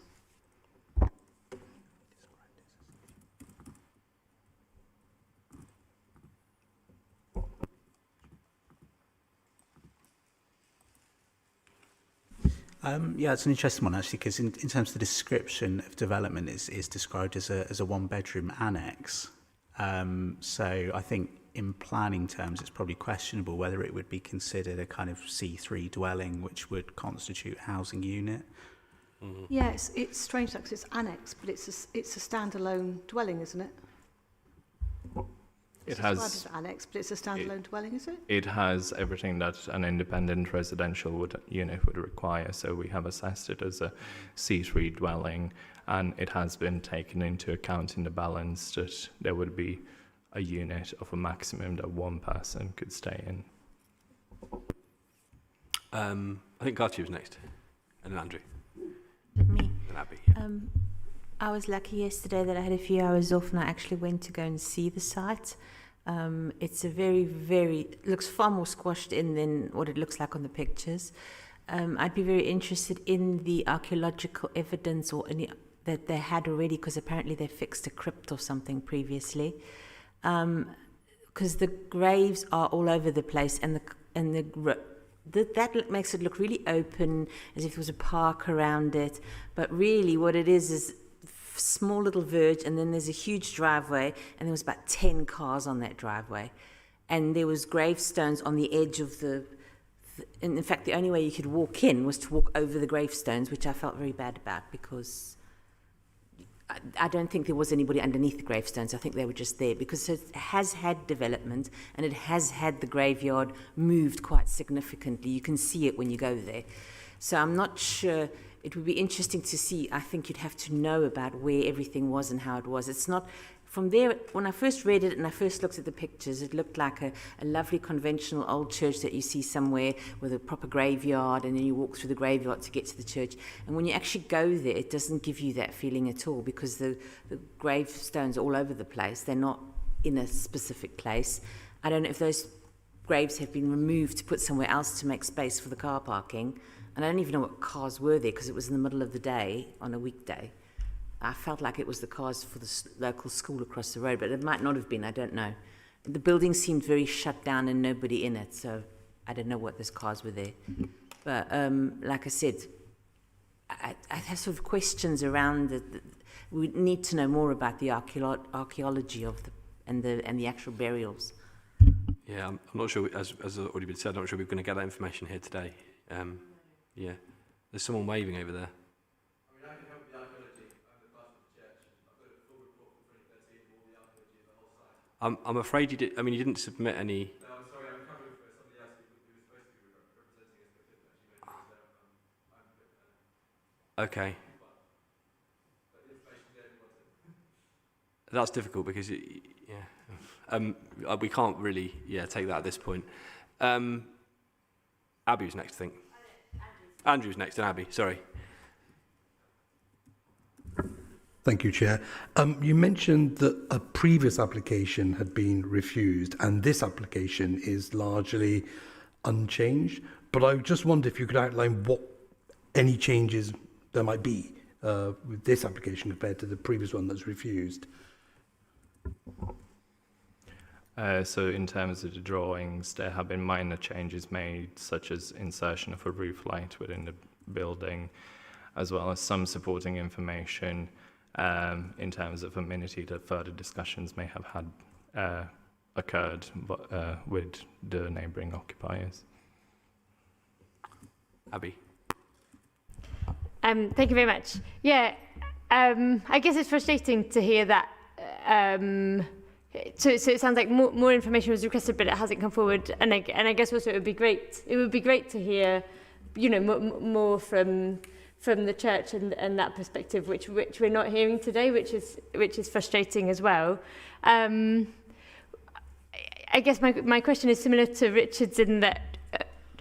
So is there any option? It sounds like to be able to nail down from your response to Richard, I understood that in order to know even what conditions would need to be put, you'd need more information. So, for example, more information about the burials to know what conditions to put on that. Is there a process that we could set in place now, or is it really too late for that because the information would need to be in front of us now?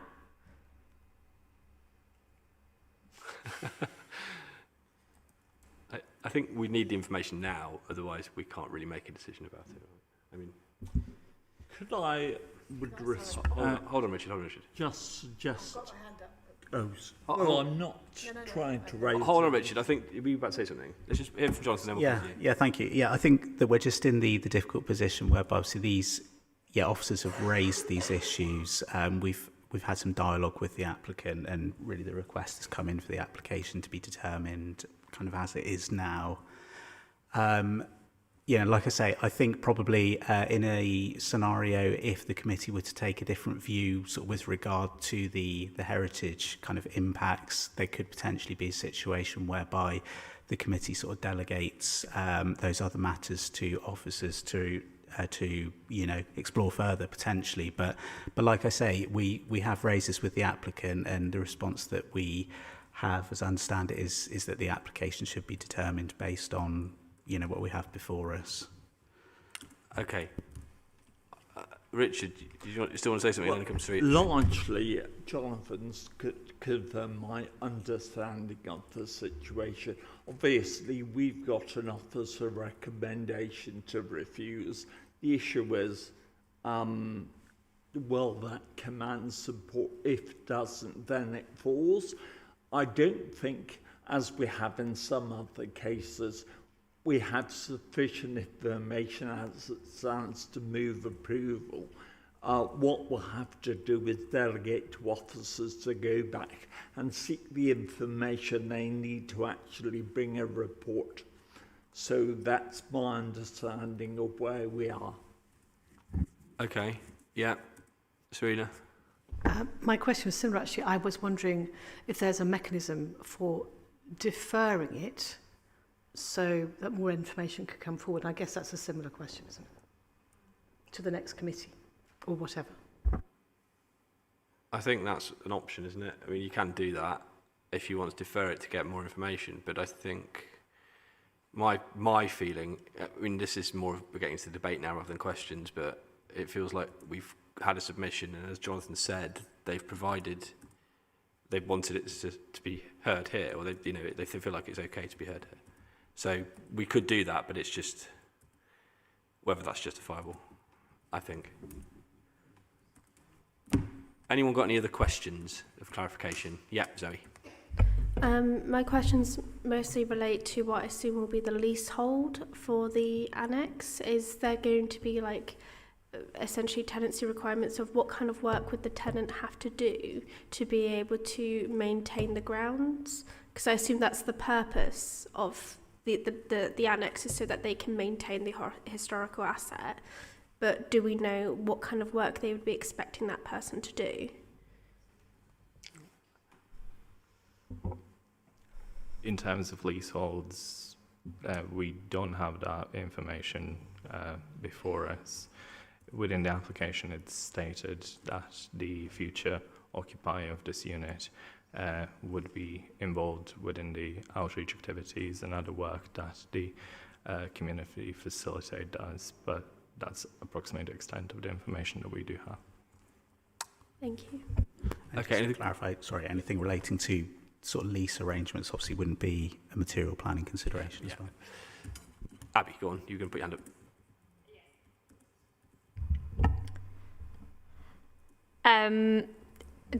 Just on the sort of heritage concerns issue, I'm putting this out there because it's sort of a prerequisite to the question. Lots of our beautiful heritage buildings are no longer viable and therefore fall into disrepair. And to me, this seems like a way of making the continued use and maintenance of this building more viable. And so, I would say that on the heritage front, from my perspective, I think that probably does outweigh any concerns about, changing the view of the frontage. So I guess my question then is, leaving those concerns to one side and maybe looking at the biodiversity net gain, the trees and the sort of archaeological concerns, do they still carry the weight to refuse the application on their own without the heritage concerns? Yeah, I think really given where we are, I mean, in recommending refusal, we would need to ensure that the reasons stand up to scrutiny on their own, because if then that proceeds to an appeal, an inspector will be essentially be seeking to ensure that we are fully justified in refusing for each reason. And I think in terms of what we've set out, we feel that those other things are of concern to such an extent that a refusal would be justified. Okay, Zoe, I think we probably need to move on after that. My question is mostly around the cost of having to do another application.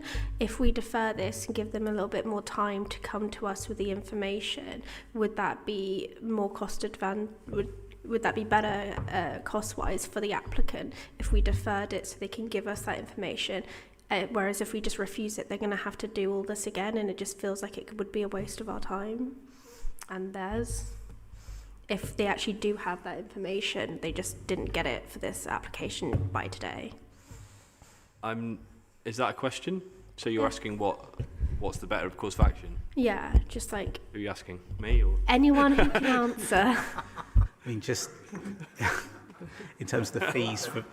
Yeah, in terms of the situation with sort of the fees for applications, there unfortunately is no opportunity now for a free resubmission, so a new application would attract a new fee. That would be the position on that. Yeah. Can I just come in as well? Yeah. I mean, it's not a planning matter. It's not a material planning consideration to take into account. What I would also say is the information that they've provided already, if it's still current, they can use it again. So in that sense, not an extra cost. But we also need to think about our own costs. We've already been very generous in how we've been considering this, taking it to committee and so on. We are running at a loss on this application, so just bear that in mind. Except don't bear it in mind because it's not a planning consideration. Thanks for saying it all the same. It's information, even if not a material planning consideration. Thank you. Thanks, Simone. I think we should move to the debate now. Hand up straight away. Andrew, you want to speak? And then I had Richard and Serena. Yeah, I think listening to the local councillor, Paula made very compelling arguments, and there's only been one public objection, and knowing Clifton, as we all do. People are quite vociferous there if they have a view, and they let everyone know about it. So that's very telling. But I just feel the weight of objections from statutory consultees is just overwhelming, really. And the fact that the previous rejected application is very similar to this application. It just seems as though nothing really has changed, and I just think on that balance, I can't really approve this scheme. So I would support the officer's recommendation, I think. Okay, Richard. Some members may know I'm intensely proud of the fact I can trace my male line living in Bristol until 1537. Contrary to parish gossip, that's not my date of birth, actually. On that basis, arguably, I should be the greatest champion of heritage in Bristol, which on occasion I have sought to be, actually, and certainly have argued the case here in this chamber. But Bristol is not like Pompeii. It's not covered in lava or aspect. We're a living, breathing, working city. And churches are not actually museums. They're spiritual and community centres. And what Councillor O'Rourke said does command an awful lot of sway to me. I would be minded to vote against refusal, or possibly because I accept to make a definite decision on this. We do require more information to back a postponement if that's the view of the committee. Thank you, Richard. Serena's next, I think, and then Katya. I very rarely agree with Richard Eddy on things. Sorry, I'm sitting back slightly stunned, but I do on this occasion, and I think that there's a very strong argument in the planning balance for housing, especially for a key worker in such an unaffordable part of the city. I also think, although the Small Sites Aggregator programme, which is a West of England combined authority programme, is about council-owned land, this is very much in the spirit of that we need as much affordable housing as we can get. We need it on brownfield sites, even if it's single dwellings. This is very much about a key worker, as far as I understand it, supporting a community centre. And although this isn't a planning consideration, but as Simone got away with one which wasn't a material planning consideration, I'm going to mention the topic as well. As far as I understand it, the Church of England has a programme, or had one, I may have got this wrong, of looking at church land to be freed up for housing. And I'm not saying this is part of that programme, but it's a very interesting concept, isn't it? Because churches throughout the city, their living, breathing spaces, have an awful lot of land. This could be a step forward to releasing some of that land for housing. So if there's a way we can maybe defer this decision or ask for more information, I think we need to be quite creative here about creating space for affordable housing, in particular areas like Clifton, where it's almost impossible now to rent or buy if you're on a low or medium income. Thank you. Okay, gotcha. I'm going to agree with Richard, Eddie and Serena. This is really different. No, in this spirit, it's very sad that the key worker can't find a flat or something close by, which is, I assume, what they need to be, because the place needs to be open and closed at all hours. And I'm presuming that's why they have to live next door to the church. There are other annexes. Churches have had history of annexes being built in since the Middle Ages or even longer ago. So that's not my problem. My problem would be is that looking at the land for myself, as I did, and also listening to your archaeological digs, it doesn't seem very clear what could be damaged or not damaged. Now, it does look like the particular annex is a temporary one and it's not actually being sunk in, so it's on top of things. So that might be a case. But I'd like to have more information about the archaeological site before I said yes. But again, I do think it's a very sad situation that we live in, that the very people we rely to work on can't afford to live where they have to work. Okay, who's next? Is it Zoe? Yeah, go on. Yeah, I think it was Zoe. Go on. I'm inclined to agree with the comments that have been made thus far. I think that, historically there have been lots of situations where people have worked or lived on, church sites to maintain those assets. And I think that in the long haul, it could very well keep up the asset, maintain the asset to a better standard than if we don't have someone on that site. Obviously, the actual apartment itself is, that's proposed is going to be very, very small. And I would be interested that, to me, there's lots of legalese that I'm very just interested about. So, for example, is it going to be a member of the clergy that's going to live here? No. In which case, is there going to be restrictions about whether or not they, if it's a single dwelling, will they be able to have a partner? And if they're not able to bring in a partner, then they're not really entitled to family life the way that we all usually are, in which case they could end up having to leave that property if they did want one. It's just a lot of different things that I'm very curious about. And then we also have all the things about the burials, what's going to happen to the remains, are they going to be reburied, where are they going to be reburied, are the descendants of those who are buried going to be notified? So for me, I'm not inclined to necessarily refuse this in line with the officer's recommendations, but I would like so many more answers. That's just where my position is, and so I would be inclined to go for a deferral so that we could get those answers, because I can't say definitively yes or no until I have more information. Okay, I think I'm going to speak now. I actually think I agree with what Andrew said, actually. I think if you're going to put in a planning application, change things very slightly after you've had something rejected, I don't want to be critical, but not put in any public forum statement, not really have a strong case for the clear social good there could be from the change you're trying to make.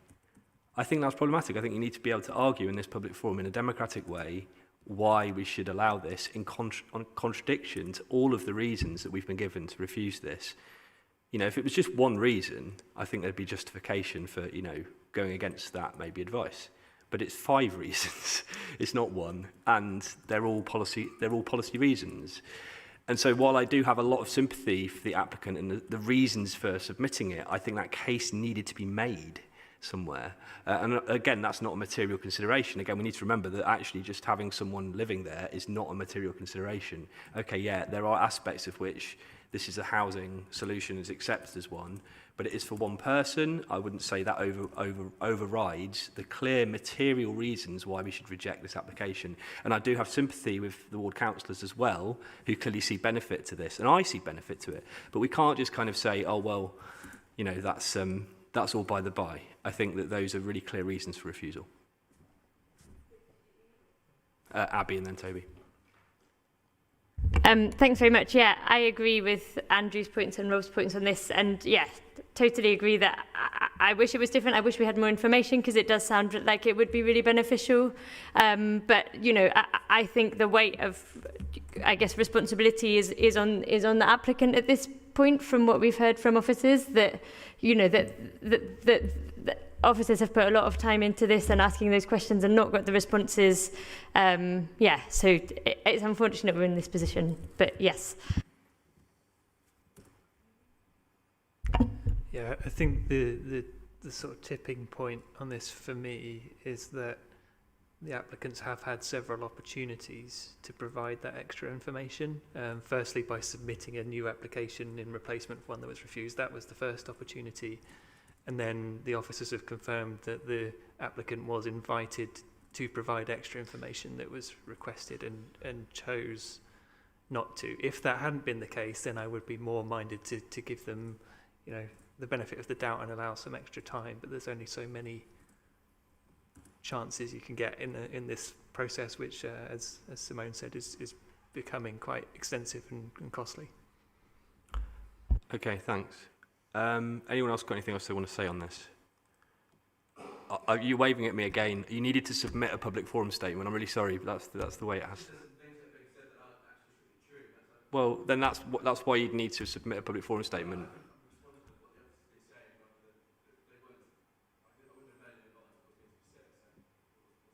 Okay, thanks. That's helpful feedback. So I think I'm minded to move the officer's recommendation to refuse the application. Have I got a seconder for that? Thank you, Andrew. So we're going to go around and just vote on that proposal to start with, to see where we get to. So I'm going to go around in a random order again. So Councillor Bry, that's me. I am for the recommendation of the officers. Councillor Varney. For. Councillor Ralston. Against. Councillor Finch. For. Councillor Wells. For. Councillor Peat. Against. Councillor Eddy. Against. And Councillor Hornshin. For. For the recommendation. Okay, what did we get there? So we've got 1, 2, 3, 4, 5. Sorry. Apologies, Chair. 5 for, 3 against. Okay, so that does carry. So we have refused the application. Thank you very much for that. And we will have, again, another 5-minute break. Please come back in 5 minutes for the next session. That is at 4:13. If you're not back, I'm going to start without you. Ooh. Hard man.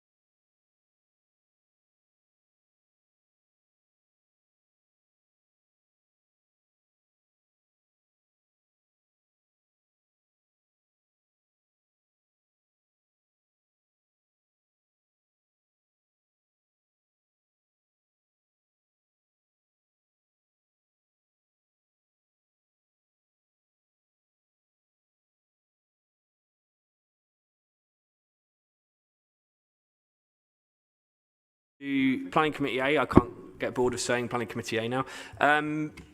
We are going to take the last application today, which is Chakeshill Drive, I believe. Yeah. Okay, Councillor Olsen just having a little stretch there. We will come to you, Mark Weston. Please, you have a minute or a bit more, maybe. Thank you very much, Chair. Obviously, it's a delight to address you from up here. I feel vaunted being at such a high altitude. I'm objecting to the application today. First of all, one thing I wanted to flag is actually process on this. So when the application was submitted, it said it was the conversion from the current HMO into flats. However, the plan submitted didn't show that. The plan submitted actually just showed that, and these were consulted on everything else, showed that it was actually an HMO. Then after we were called to this meeting, that then changes and plans are then submitted that have at that point they show that it's converted into flats. So prior to that, there was only one bathroom in the whole building, even though it was meant to be 2 dwellings, 1 kitchen and 2 dwellings. And it's only after the meeting itself is called that we actually see the accurate plans.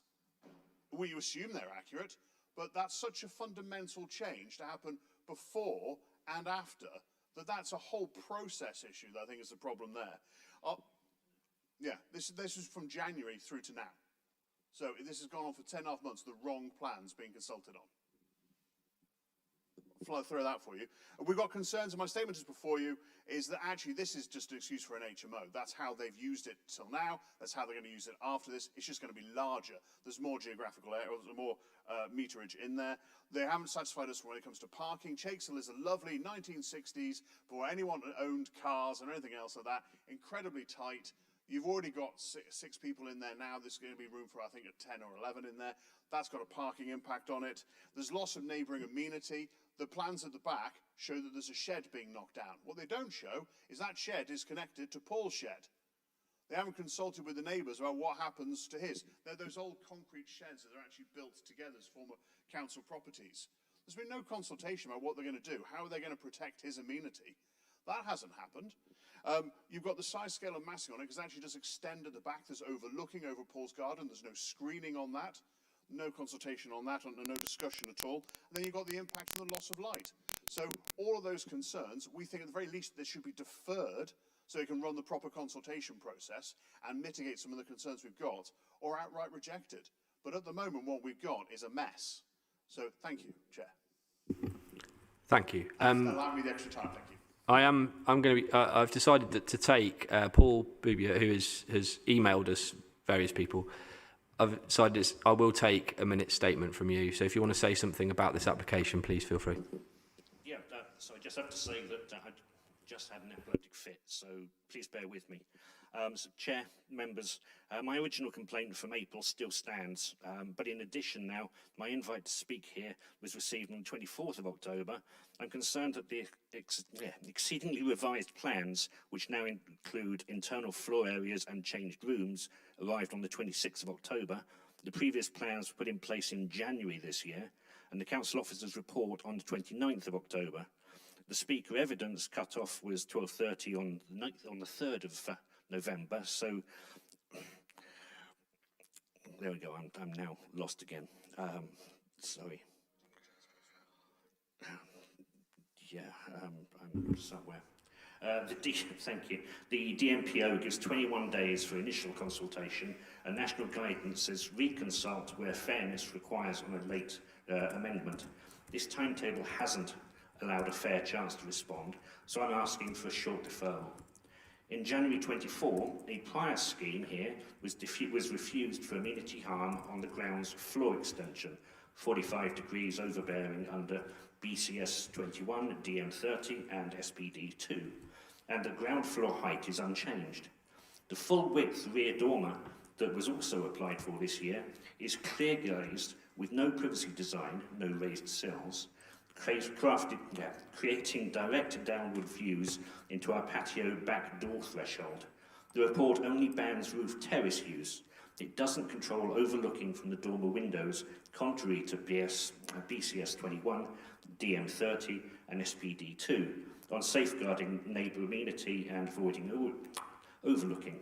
I ask that you please defer for fair reconsultation or, if minded to approve, condition on the drawings at a more 1.7 metre internal sills plus obscure windows, all show on the PL04B.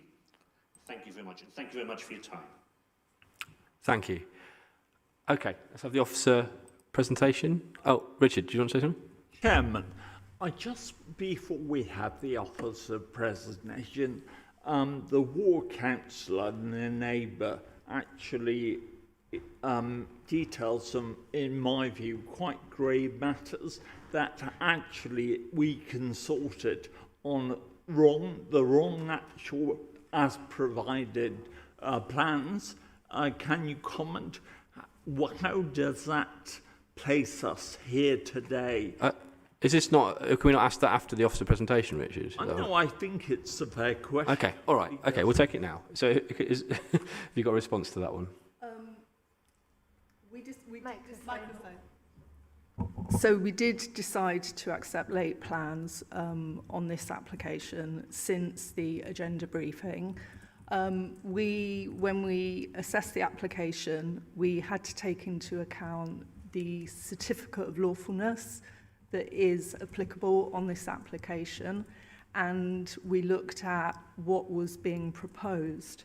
So in terms of what's being proposed, it was 2 separate flats, and we took that in good faith from the applicant.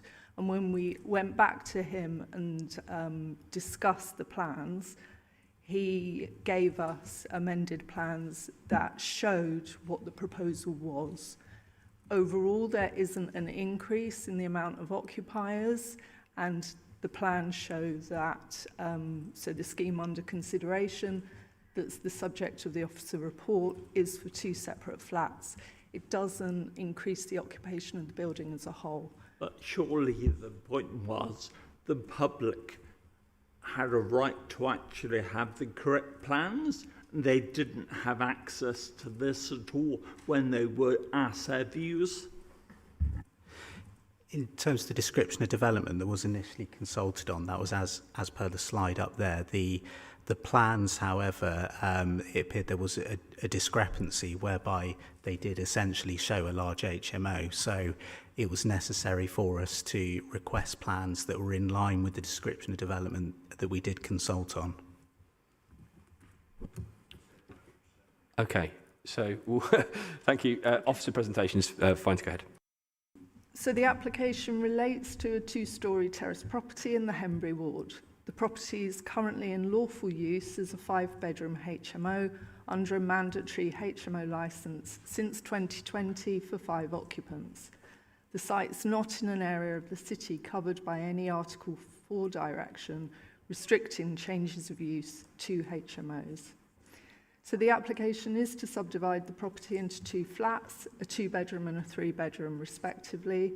Physical works are also proposed, namely a rear extension and a loft dormer. It's important to note the physical works are already authorised by a certificate of lawfulness. So this is the location plan. This is the property in question. We have the overhead view, and we have the block plan of what's proposed. This is the elevations and the layout.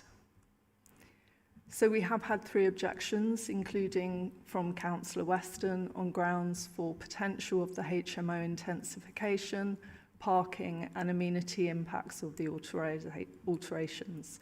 There's been no objections from the Council's pollution control or highways team. So in terms of the key issues and the recommendations, officers are finding it acceptable on all key issues, and the recommendation is to approve subject to conditions.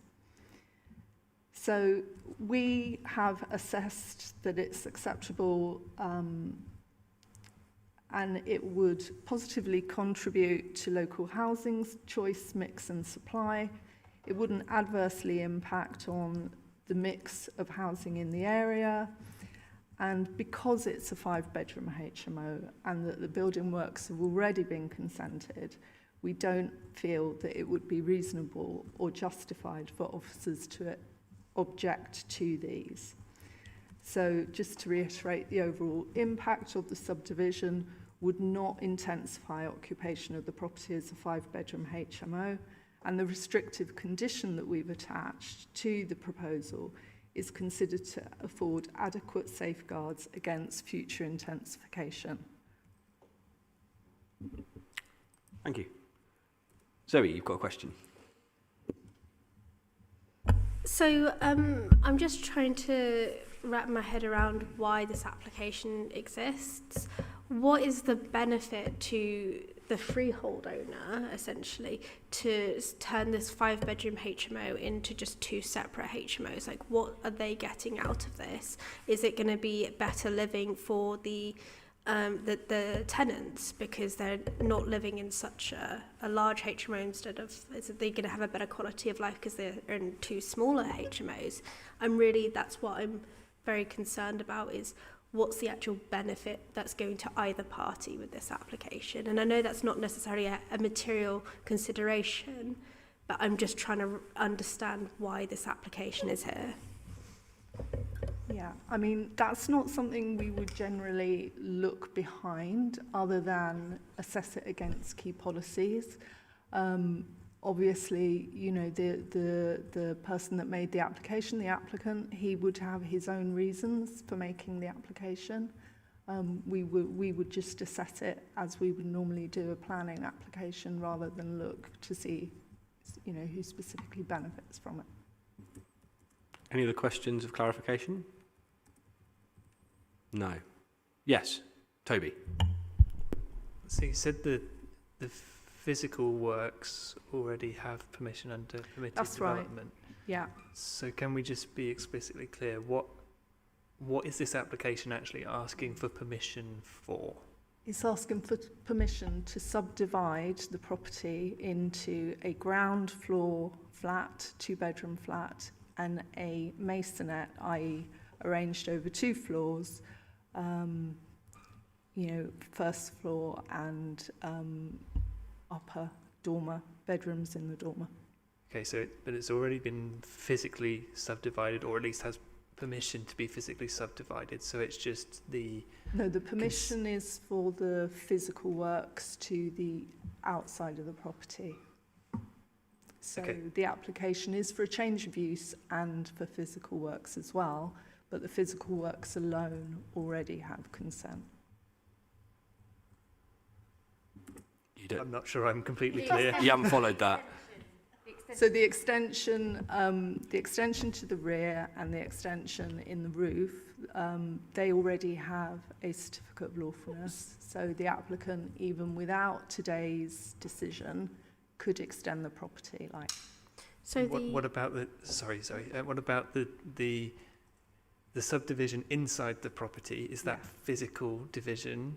Yeah, into 2 separate units. So we are gaining... Are there physical works associated with that? There are, yeah. Okay, which don't have permission under permitted development. No. But we wouldn't... we're looking at the change of use to 2 separate residential units rather than the actual way that the property is divided. Thank you. Can I ask you to comment on the representation made on the public forum about the use of the external outbuilding or shed that was connected to a neighbour? Can you talk about that? Yeah, that's another. So in terms of the block plan, there is an outbuilding. It's a shared outbuilding, and that stays. Oh, okay. So that's not okay. No. Fine. So the plans have shifted since my submission of things. They have shifted, and you know that happens quite a lot in planning applications. My understanding is the applicant or the objector wants the outbuilding to stay, and that's what the plans are showing. Okay. Any other questions of clarification? Zoe, yeah. Do we know currently how many disposal facilities are within the property and how many disposal facilities will be there afterwards? So how is bin provision going to change, for example? How is car parking provision going to change as well? Yeah, the application doesn't increase car parking. They don't have space for that. So in terms of the overall impact, in terms of parking, officers consider that because the overall occupancy of the building doesn't change, that it would be the same as already exists with 5 occupiers. And with waste disposal? There would be a new store in the front garden to accommodate that. Okay. Okay, any more questions or clarification? No, let's move to the debate. Anyone got anything they want to say about this application? Richard. Thank you, Chairman. On Monday, I sat in this very chamber at the Economy and Skills Committee. Councillor Ralston was there too. And and Toby, sorry, I do. No offence was intended. We considered the extension of Article 4 powers to HMOs in 12 wards, not including Henbury and Rectory. I mentioned there, with my housing delivery hat on as Vice Chairman of the Homes and Housing Delivery Committee, the importance of actual HMOs in enabling us to meet housing need in this city. But I also recognise the need to actually ensure the interests of the communities and the neighbours were properly represented, and thus that Article 4 strategy, that paper-X, was welcome, of course. I have to say, we all know as members of this committee, we're heavily prescribed in what we can consider as material planning considerations. And invariably with HMOs, what's naturally they excite concerns in their surrounding areas. Very often, one had to accept the policy and the national rules and grant actual approval where appropriate. In this case, when I first read the papers, I thought we were in the same territory of that. Since then, I've learnt the neighbours, the community in Henbury and Rectory were denied their proper democratic rights to actually be consulted on the plans. We only had the plans supplied by the applicant to the planners, it must have been on the portal, but it was after consultation closed. And that's fundamentally wrong in my book. And frankly, it does stink to high heaven that an applicant could do that and go behind the democratic rights of the neighbours. So on that basis, I'll be voting against this proposal. Okay, thanks, Richard. Anyone else got anything they want to say? Katya? Sorry, it's not a statement. I'm sorry, it's a question. Do you mind? Because I can't find the Yes, you should have asked it before, really. Sorry. I mean, we're in the debate section All right, now. okay. Yeah. Well, the debate is I can't find the bathroom on the first floor. Okay. Okay. Right. Andrew, go on. Yeah, just very quickly, I understand completely where Richard's coming from. It is a bit of an outrage, actually. These plans have been changed at such short notice, and neighbours haven't been given the right to properly be consulted on those. But having looked at the report, it is policy compliant on all matters, and I think it's difficult to refuse it on those grounds. So I will be, I think, supporting the officer's recommendation on this occasion, I'm afraid. Someone over here. Yeah, Toby. Yeah, I think the confusion about the revised plans is unfortunate. So unfortunate that indeed the plans used in the presentation by the officers are the old ones, not the new ones, hence why the bathroom isn't visible. In the papers, So you're not going mad, Katya. So with regard to Richard's point, I think the question in my mind was, if those change plans had been consulted on, and I agree they absolutely should have been. But would that have changed would that have likely to have made any change to the objections that were received? And I can see that the objections from the nearby neighbours were already there in place for the original application, and it was probably the same people who would object to the revised application. So on balance, I don't think that would have made a difference. So I'm minded to go in accordance with the officer recommendation. Okay, I saw your hand come up, Zoe. Were you still want to say something? I will be voting against this application. I think that I recognise the concerns, the genuine concerns of the public. I think that by turning it into a masonette plus a ground floor flat, you are increasing waste, and that can obviously attract like vermin and stuff. It's a terraced property, so it's not like there's a huge amount of space around. So I just don't think that this should go ahead, and I believe there are material considerations such as genuine public opinion and loss of amenity and environmental impact that could substantiate that. Okay, Abby next. Yep. Yes, I mean, obviously share people's concerns about the plans changing last minute. I don't have any concerns about extra waste because, as we've been told, it's the same number of people living there. It's the same space, same number of bedrooms, same number of people living there.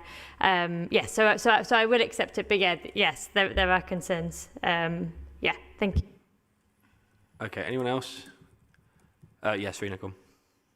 I just feel this has been handled very badly, and I have a lot of empathy for neighbours and concerns about amenity, really, their amenities. So I do have massive reservations about this application, actually, in terms of local community, and I'm going to sit here for a minute while everyone talks to see, because I'm just not very happy with it, really. I think it's been pretty unfair on the neighbours, yeah.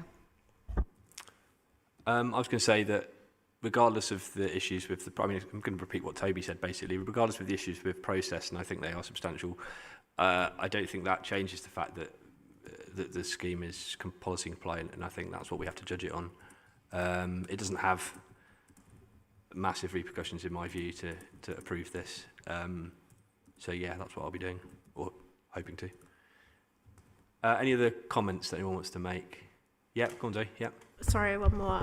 Just having a look at like the proposed bathroom. It is so tiny.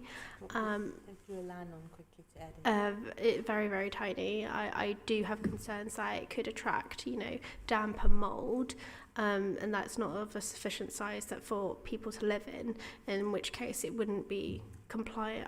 I'm not 100% sure that it'd be compliant with AWAB's law coming in, so it's just ridiculously... Space standards. It does meet space standards. The bathroom meets space standards. That's not. Well, it all does, because otherwise it wouldn't be here. I'm minded to move to the vote. I'm going to recommend the officer's I'm going to move the officer's recommendation to approve this application. Do I have a seconder? Okay. Thank you, Andrew. Andrew seconding that. And let me just bring up my... Oh, sorry. This is the problem with this system, isn't it, of doing it this way? But it is, I think, fairer. I will find my little thing that reads out the things. Yes. So if you're in favour of the officer's recommendation, say for. If you're against, say against. Councillor Wells? For. Councillor Hornchin? I'm abstaining. I can't vote for this. Okay. Councillor Peat? Against. Councillor Breyer, that's me. For. Councillor Eddy? Councillor Varney? For. Councillor Finch? For. And Councillor Ralston? Abstain. Okay. I think that carried, didn't it? Yes. Let me just confirm that, Chair. So we have 4 in favour, 2 against and 2 abstentions. Thank you, Jeremy. So that does carry. That's approved. Thank you, everybody, for your time today, members of the public, councillors and officers. Our next planning committee, A, is on Wednesday the 17th of December at 6 p.m. in the Bordeaux room. So we won't be in here, we'll be in the Bordeaux room. There's works going on.